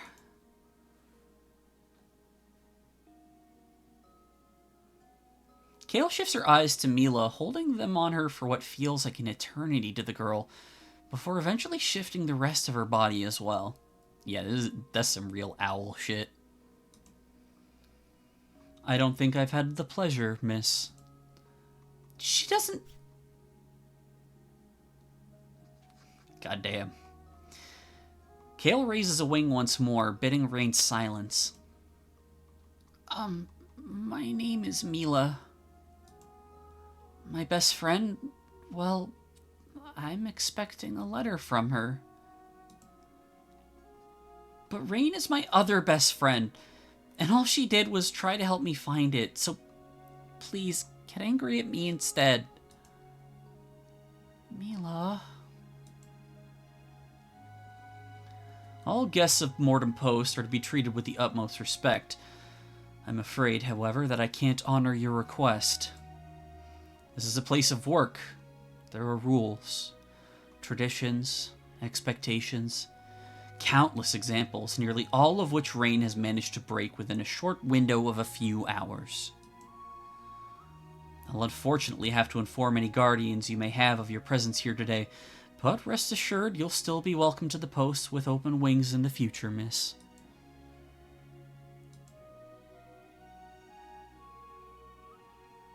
As for you, Rain, I doubt I need to tell you that there will be severe consequences for your little adventure today. Needless to say, the postmaster will be informed of every last detail. I doubt Mila's mom will ever let her come back here. And even if she did, I'm sure whatever punishment I get will make sure we can't see each other again. This is it. My time with Mila is over. I understand. I don't care if you want me to polish the floors every single day for the rest of my life, or if I'm stuck in the front desk forever. Even if you asked me to leave the post office, I would. Rain? I promise I'm telling the truth. You won't have to worry about me, no matter what. But before that, can I ask you something? That depends entirely upon the question. Even if we never get to talk again, I can still leave Mila with something. A clue to keep chasing after, to find Dandelion's message. She may not be able to get to it right now, but I know she'll be able to find it someday. Maybe Big Sis would even be able to help. Where did the deliveries go after they leave this place? I know there should be at least a few things here, but all of the boxes are empty. Well, that is a curious piece of knowledge you found for yourself. Am I to presume you at least know the general purpose of this department? I think so. Very well. This is a lesson you ought to learn sooner rather than later, in any case. You're operating on two incorrect assumptions, however. Allow me to clarify before continuing. 1. Not all of the boxes are empty. Kale looks upwards to the darkness.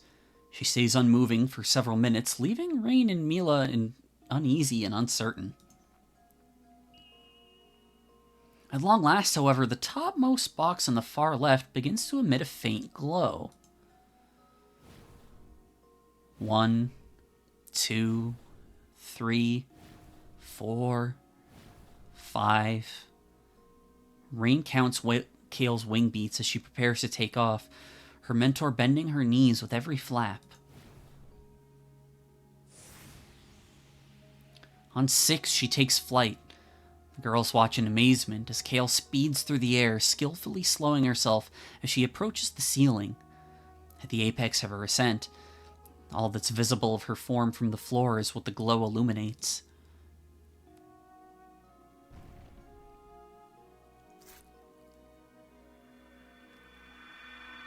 She floats expertly to the ground, letter and wing. With just as much finesse, she opens the lip of the envelope with the side of a feather. Hey, you can't just...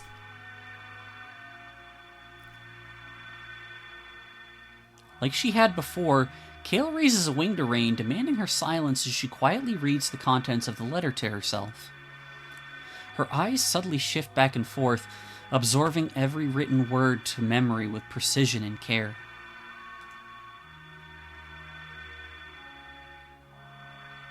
Weird owl things. As she does so, the intensity of the shine continues to increase, forcing Mila and Rain to look away.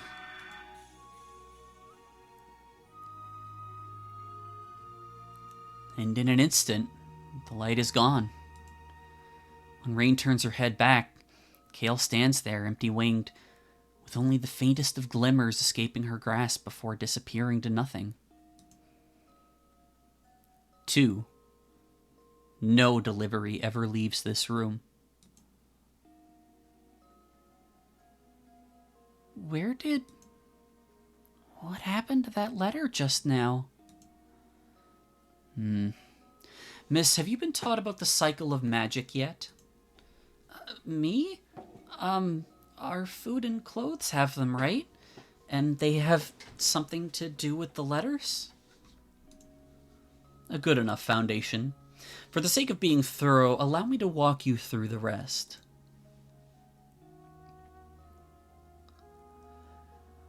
All of us, outside you Seaborn, are born with at least some amount of magic. The Earthfoot people are special, with them having and generating a much larger quantity. As such, they imbue their creations, meals or clothing, with excess magic. By wearing or consuming these, we take their magic into ourselves. Said magic is a subtle thing, however. In truth, its only practical function is to lengthen our lifespans as far as they can reasonably go. It's not infinite, though. When someone passes on, whether through natural causes or otherwise, that magic remaining within has to go somewhere. And for reasons we have yet to uncover ourselves, that location is the top of this tree. And the magic turns into letters? Or rarely a package, but yes. Thoughts, feelings, unfinished business, imprinted directly onto the soul, made manifest in our humble mortem post. Does that mean if you don't have a lot of magic, you won't get to send any letters? Seaborn usually get one, but the other races can send multiple before the last of their magic dissipates. We have records of a few Earthfoot who sent down well over 100 deliveries. Jesus Christ, that's a lot. Magic is an impatient thing, however, and isn't keen to wait. If we fail to do our duty and deliver these messages to their intended recipients on time, well, you have first-hand experience with that now. Why don't they just disappear after they get delivered? A good question, and one without a satisfying answer. Our best guess is that the delivery is tied to its recipient in some form. Once a letter or package reaches its intended destination, it is able to maintain a tangible form. In any case, I apologize for the long-winded explanation. I hope you'll see that it was necessary to fully answer the question at hand, however.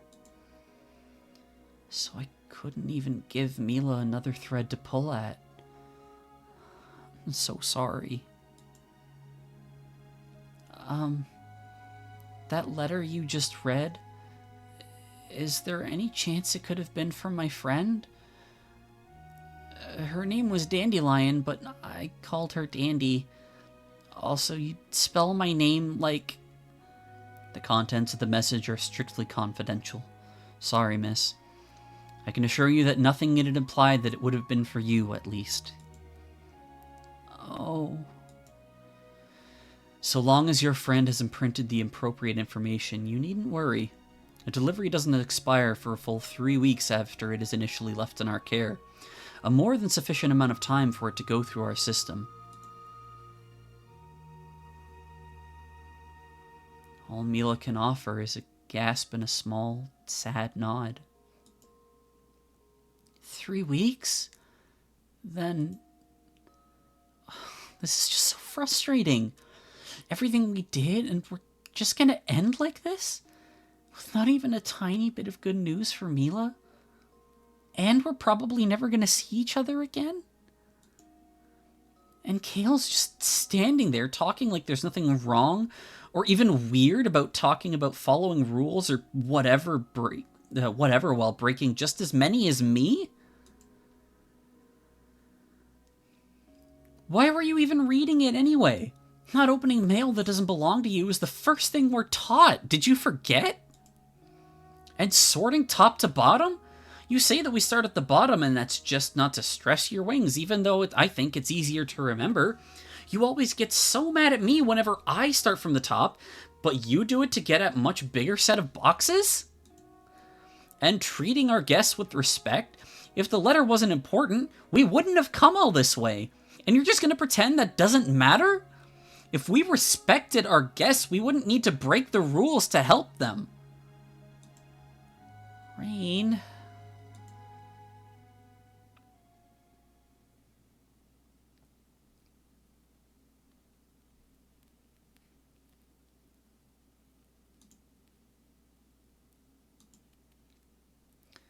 Have you gotten it out of your system? Are you satisfied? No? But what else can I say? At least when Neve bullies me, it just feels like she still likes me. You're just evil. Ooh, that's rough. I think she's a very cold and, like, logic-based person, but I don't think she's evil. Evil, am I? And who are you to place that judgment on me? I... This room operates on a different set of rules than the rest of the post office. I'll have you know I performed my duties to the letter.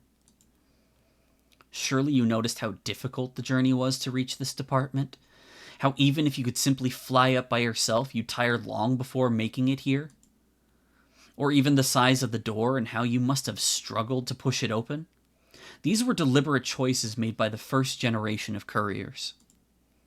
Sorting from the top two was a specific instruction left behind. These three things all serve an identical purpose. I don't think I understand. I think it's to deter other people from coming in. It's to exhaust and fatigue the head of the undeliverables department. Not what I expected. What? Why would the post office do something like that?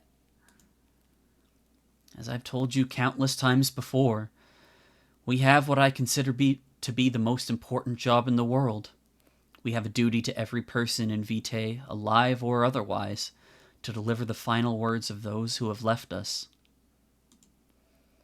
To fail in this duty is unforgivable, and so it is the responsibility of this department, my responsibility, to shoulder the weight of our office's sins. That's horrible. Rules like that shouldn't ever exist. What good does hurting ourselves do for anyone? On that point, you, myself, and everyone who currently knows of the department can agree. But the traditions of the post are sacred. Fuck that! No! Traditions are sacred. Eat shit. And so, every time a delivery becomes impossible, I make the trip. In the rare case where two appear at the same time, I make it twice, each getting the proper attention it deserves. And 3 weeks later, when it is time for these people to die their second deaths, I return to hear their whispers. For no one deserves their final thoughts to go unheard. I get that, but like, fuck the people who started the post office. I want to say something, but I don't know what. All the while, far below on the ground floor, I push, aiming for perfection in myself and those around me. So children like you can grow up and remain proud of your home, hoping you never need learn of this room nor inherit my title. If that makes me a villain, then I shall gladly clip my wings and fall to the deepest depths when my time comes.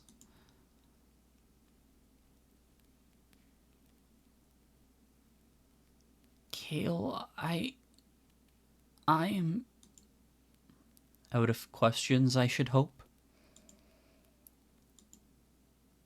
Very good.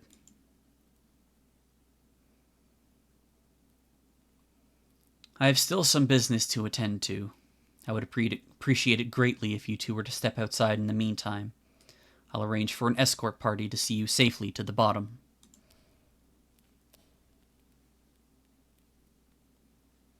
No longer willing to allow the conversation a chance to continue, Kale turns her back on the girls.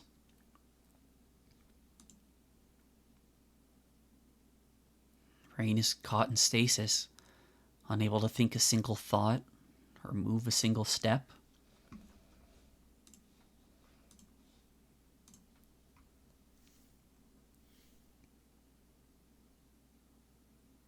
It's faint, but the sensations of the feathers on her wings being stroked breaks her from her trance.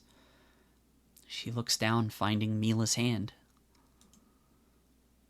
I think we should go, Rain. Yeah. The two make for the doors, arms intertwined. The fear of falling never once crossed Mila's mind in the safety of this room, but the act had become habitual after their time together. Neither pulled away when they realized how silly it was. I'm sorry. It took us as far as I could. Maybe if we were just a little faster. You did so much more than I thought anyone would do for me. I'm sorry, too. I've gotten you into so much trouble. Rain shakes her head, a single feather falling to the floor as she does so. We shouldn't be talking like this. We may not see each other for a while, so we should say some nicer things instead so we could leave on a happier note. Thank you for all the fun today, Mila. When you called me your other best friend, you made me so happy. I'm really glad you came by the post office today. Thank you, too, for believing in Dandy all the way to the end. I don't know how long Mom will be upset, and I also don't know what kind of punishment they're going to give you. But even if we have to wait until we're grown-ups to see each other, I'll keep reminding myself of you so we can be friends again. I can't start crying when she's close, too. Keep it together, Rain. Yeah, me too. We'll both probably have a lot of fun stories to share by then, so maybe the wait won't be all that bad. Mortem Post is a special part of the village of Vitae, a place where people are offered the chance to say goodbye one final time.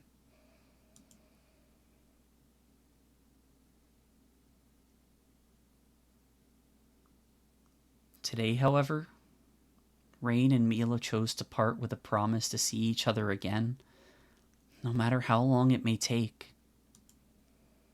So as they prepare to make their leave of the undeliverables, they say their farewells for now, knowing it won't be for forever.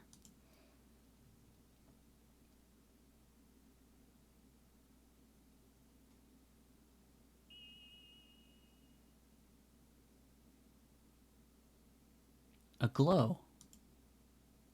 Faint, more a suggestion of light than anything else, but enough to make its presence known all the same. Rain stops in place, turning to find its source, her companion following her lead and doing the same.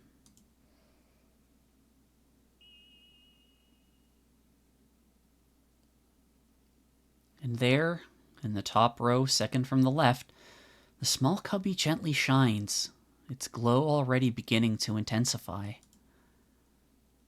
Another one? As Rain utters her whisper, Kale notices the light as well. As she did before, she bends her knees. One wing beat. 3 weeks? 3 weeks? But even if it was, it'd be impossible to tell in time. 2. No delivery ever leaves this room. Kale has accepted that's how things have to be, but 3. If I'm right, we can prove it before Kale opens it. Maybe Mila and I can perform a miracle.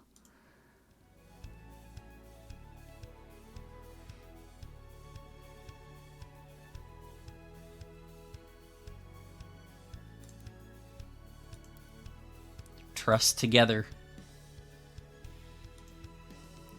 Mila, I need you to trust me, okay? Huh? What's going on? I need you to hold on to me as tight as you can. Tighter than that if you're able to. No? Onwards together. Mila considers her friend's request, eyes darting around as she tries to piece together Rain's plan in the midst of the urgency she's being presented with. It doesn't take too long for things to click. All the way up there? I can't.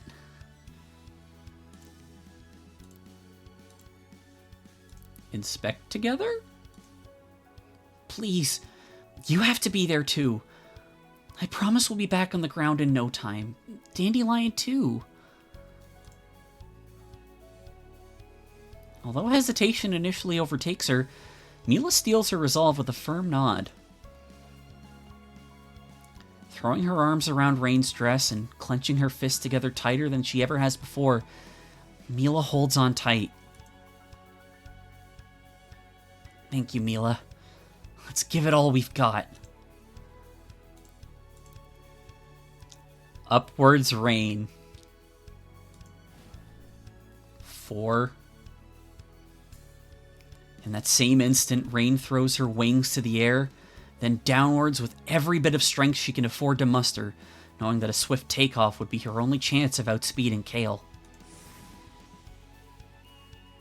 A moment later, the two are airborne, Rain's sights set on her guiding light. Don't you dare! 5. Though swift, Rain is far from subtle in her first moments of flight. She can't afford to look down, though. Every microsecond of advantage over her mentor, a priceless treasure. Reach out when we get close. Don't be scared. Okay. The box continues to shine, growing brighter and brighter every passing moment. Rain grits her teeth, putting everything into each flap of her wings.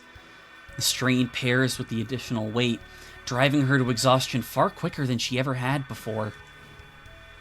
6. Rain had lost count of Kale's wing beats prior to now, but her heart begins to race as she hears her take off, going so fast as to sound like she's cutting through the air. Rain hurts all over. She shuts her eyes to drive the pain away, the light above now so radiant as to pierce her eyelids regardless.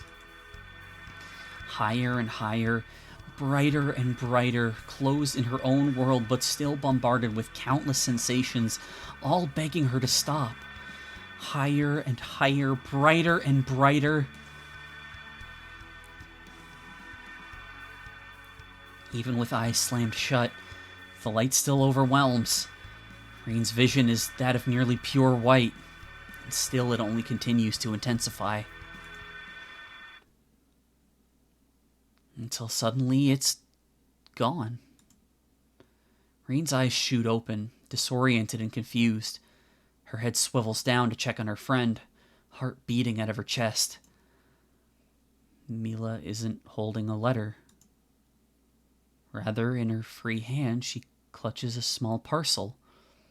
Though its metallic orange wrapping may glimmer in the distant light of the room's lantern, its radiant glow is faded. An indescribable relief washes over Rain, their journey together at long last finding its happy ending. We... As Rain allows herself to let her guard down with her job finally done, her muscles relax and the immeasurable exhaustion she put herself through over the flight catches up to her all in an instant. The world goes black once again, and the two begin to fall.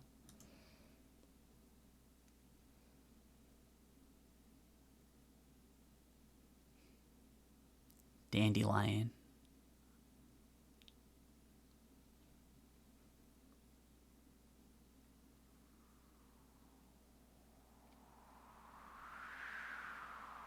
As Rain comes to, she finds herself still mid-flight, though not due to her own wings. You're awake. No sudden movements. We're almost there. Keep holding on to her, miss. While she and Mila lie on the back of Kale, wings outstretched and cloak held as tightly as her wings can grip, forming a makeshift net. Unstable, but good enough to provide a small sense of safety as they float gently to the bottom. The soreness throughout her body is nigh overpowering, but The feeling of one of Mila's arms holding her close feels even stronger, almost managing to dampen the pain.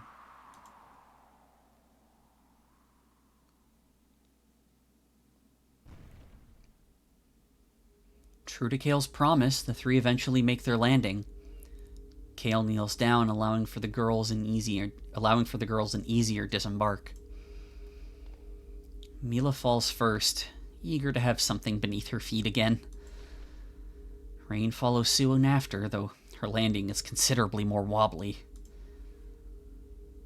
Freed from the additional weight, Kale stands upright once again and turns to face her previous passengers. Lie down if you need to, Rain. Thank you. I'm okay, though. I think. Kale shifts her focus to Mila, only to find the Seaborn girl offering up her parcel. I'm sorry. I don't want you to get in trouble either, Miss Kale. If you need to look at it first, then... Oh, she smiled. If only for a split second, the tiniest trace of a smile finds its way to Kale's lips, though it's quickly dispelled with a shake of her head. It's not my mail to open, miss.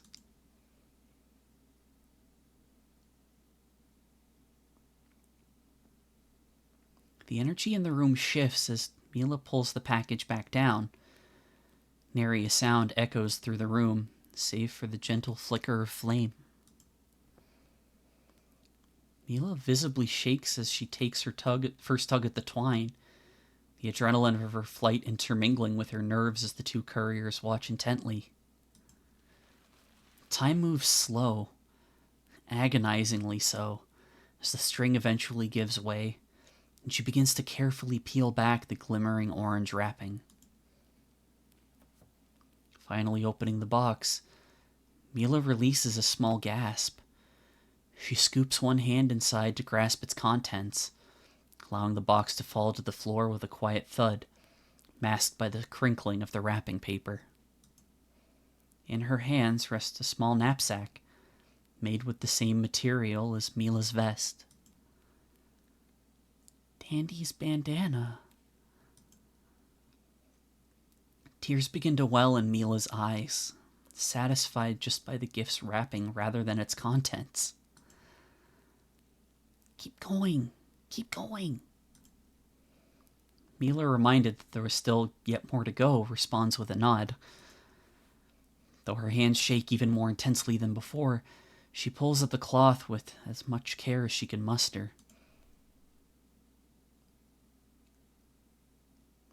At last the fabric comes loose, covering Mila's hand as it falls.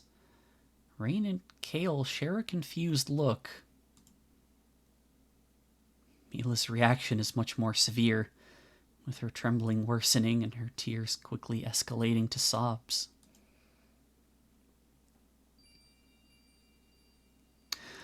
All right, Heavy, you were right. It was a cat. A small plush mouse, smelling faintly of mint. Well, I said pet. Yeah, there was a cat on the stamp, and I just figured it was cat. Her favorite.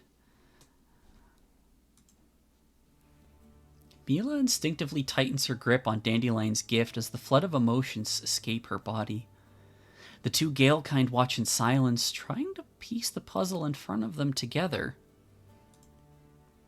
Kale is the first to make some form of realization, bringing a wing to her chin.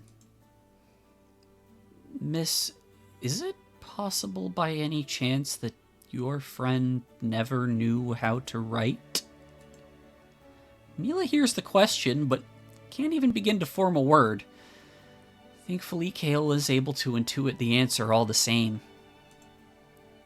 I see. So that's the way of things. She looks so nice when she's got just that little smile.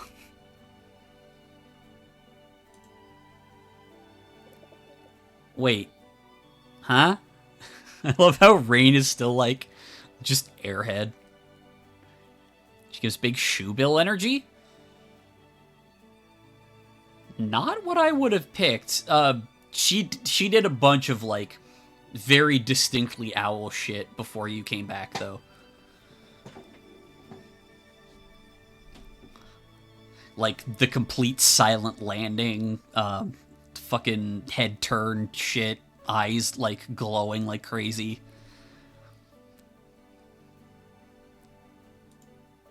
Gale's question proves just enough to give Rain the extra help she needs to reach the truth. So Mila's best friend, everything who she did everything with,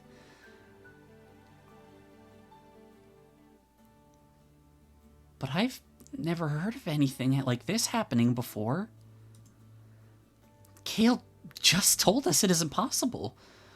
Only people have magic, and you need that to send mail. Dandelion would have had to... The bandana. Because the clothes are imbued with magic, too. The final piece slides neatly into place. Intentional or no, little Dandelion was given the gift of a tiny amount of magic, courtesy of the Earthfoot's magic-embedded cloth craft and Mila's mother's handiwork. And when the time finally came for Dandelion to make proper use of that gift, she knew in her heart what she wanted to do. Though she was certain Mila would be sad, Dandelion hadn't the words to tell her how much she meant to her. And so, instead, her final act was a familiar one. Sharing her favorite toy with her favorite person, hoping it'd once again bring a smile to her face. Mila brings the plush close to her chest, holding onto it as if it were at risk of flying away. Grief, love, joy, loss. Mila's tears are aimless and show no signs of slowing. She chokes as she catches her breath, and Rain spots her opening. She closes in on her dearest friend, wrapping her wings around her in the closest a Gale kind can manage to a hug. Probably due to the whole hollow bones thing. For the first time, the two are comfortable enough to cry together.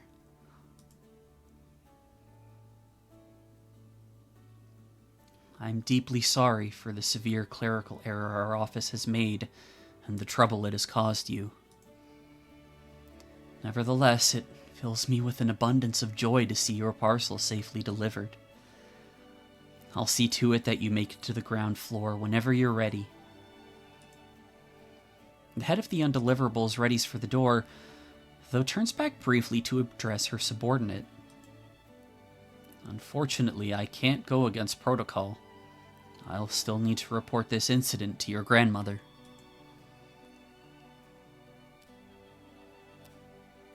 But she smiled as she left, so she's gonna be like, yo, she broke all these rules, but she was right to. Rain doesn't respond, nor does Gale wait for her to. Whatever may come of this will be an issue Rain can handle tomorrow. But for now, all that matters is this moment. She manages a smile as her tears continue to fall. You did it, Mila. We did it. Thank you, Rain. Thank you. Thank you. Thank you. I owe you more thank yous than I could ever give. How about one more and we'll call it even? Okay. One more. Mila takes a moment trying to hold back her tears just long enough to make this last thank you special. Thank you, Rain. And farewell, Dandelion. So that's why the mom said that a letter wasn't going to come, because 1, didn't think cats have magic, 2, cats can't write.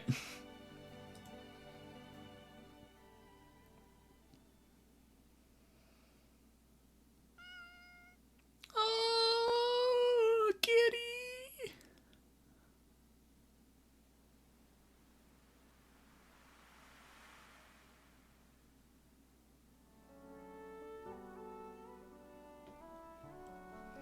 Far from the hustle and bustle of the capital of Alchemica lies a small coastal village by the name of Vitae.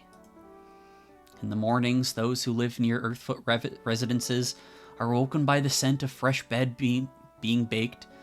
God, fucking say that 10 times fast. Fresh bread being baked, and cloth being spun, magic imbued within every creation. Throughout the day, Seaborn work tirelessly, the hammering of nails and sawing of wood being telltale signs of their presence. Though few in number, you can seemingly find one just about anywhere you go. As the sun sinks low, sparkbounds make themselves known, the humming of their devices serving as familiar ambiance as well as a promise that tomorrow will awaken to some new manner of convenience or innovation. Though whether it'll last till the following sunset is always an uncertainty. However, on the far eastern outskirts of the village, there lies a place that has proven to be unusually noisy today, with a small crowd of residents and couriers alike engaging in small talk around a wooden stage. A gargantuan tree climbing so high into the heavens that the clouds hide its canopy from view.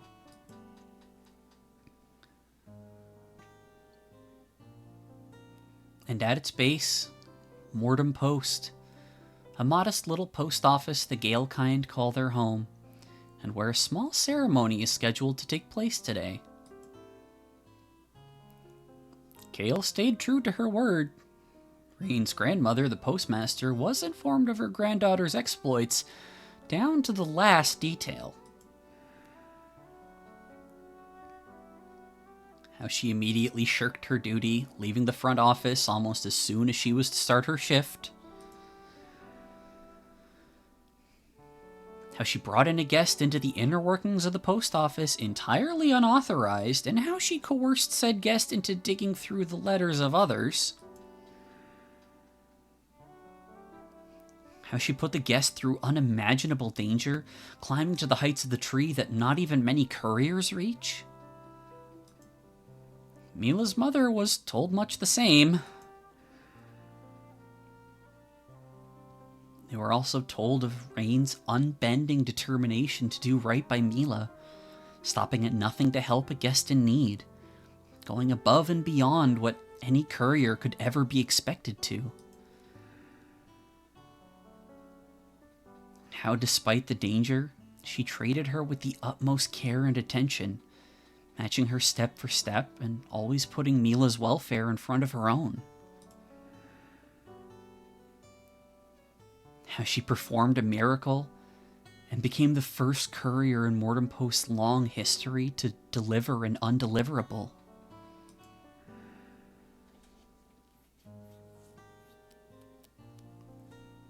The crowd hushes itself to a whisper, eventually falling to silence as Rain and her grandmother take to the stage. Rain reaches into her cloak, retrieving a simple envelope and passing it to her grandmother.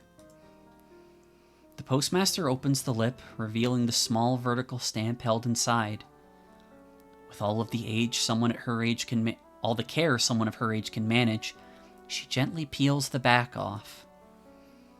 She ushers for Rain to bow slightly, and Rain obliges. She carefully finds a spot on her granddaughter's hat and pushes the stamp firmly onto it. When Rain lifts her head, she is officially recognized as a one-stamp courier. The crowd offers modest applause, with her numerous co-workers being notably louder than the rest. Even if she doesn't make much noise, Rain's proudest supporter stands front and center, smiling as wide as she's able. Rain meets her eyes and returns with a grin of her own. On its surface, this post office offers the opportunity for loved ones to say their final farewells, giving those who still walk with us the strength to keep pushing on. However, Mortem Post doesn't assist in the severing of connections. Instead, it stands as a testament to how unbreakable the bonds between us truly are, able to transcend the border of the before and after. A celebration of all who hold the love for others in their hearts.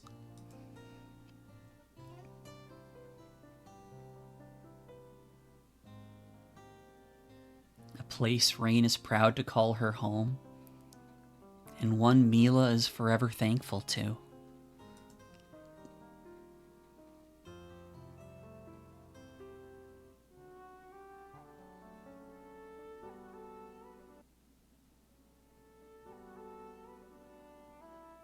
Oh, that was really good.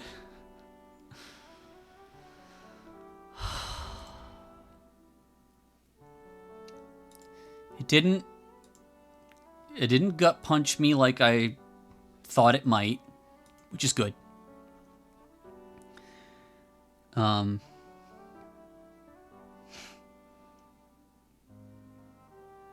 Just makes me wish I could receive a letter like that too. We are coming up on 2 years since my best friend passed away. 3 days before Christmas, so I am not the biggest fan of the holiday now. I mean, I wasn't really before for other reasons, but you know, now it just kind of hurts.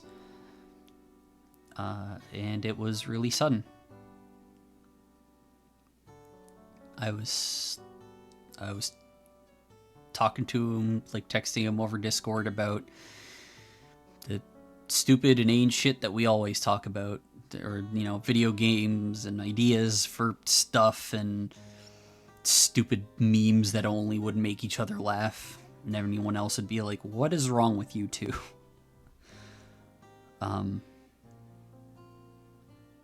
But he passed away in his sleep that night. And I really wish I could have gotten a letter like this.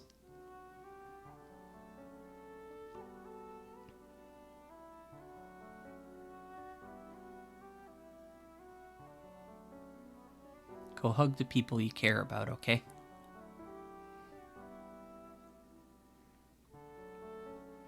Whoever it is, whether it's a romantic partner or a parent or family member or a friend, just go tell them you love them.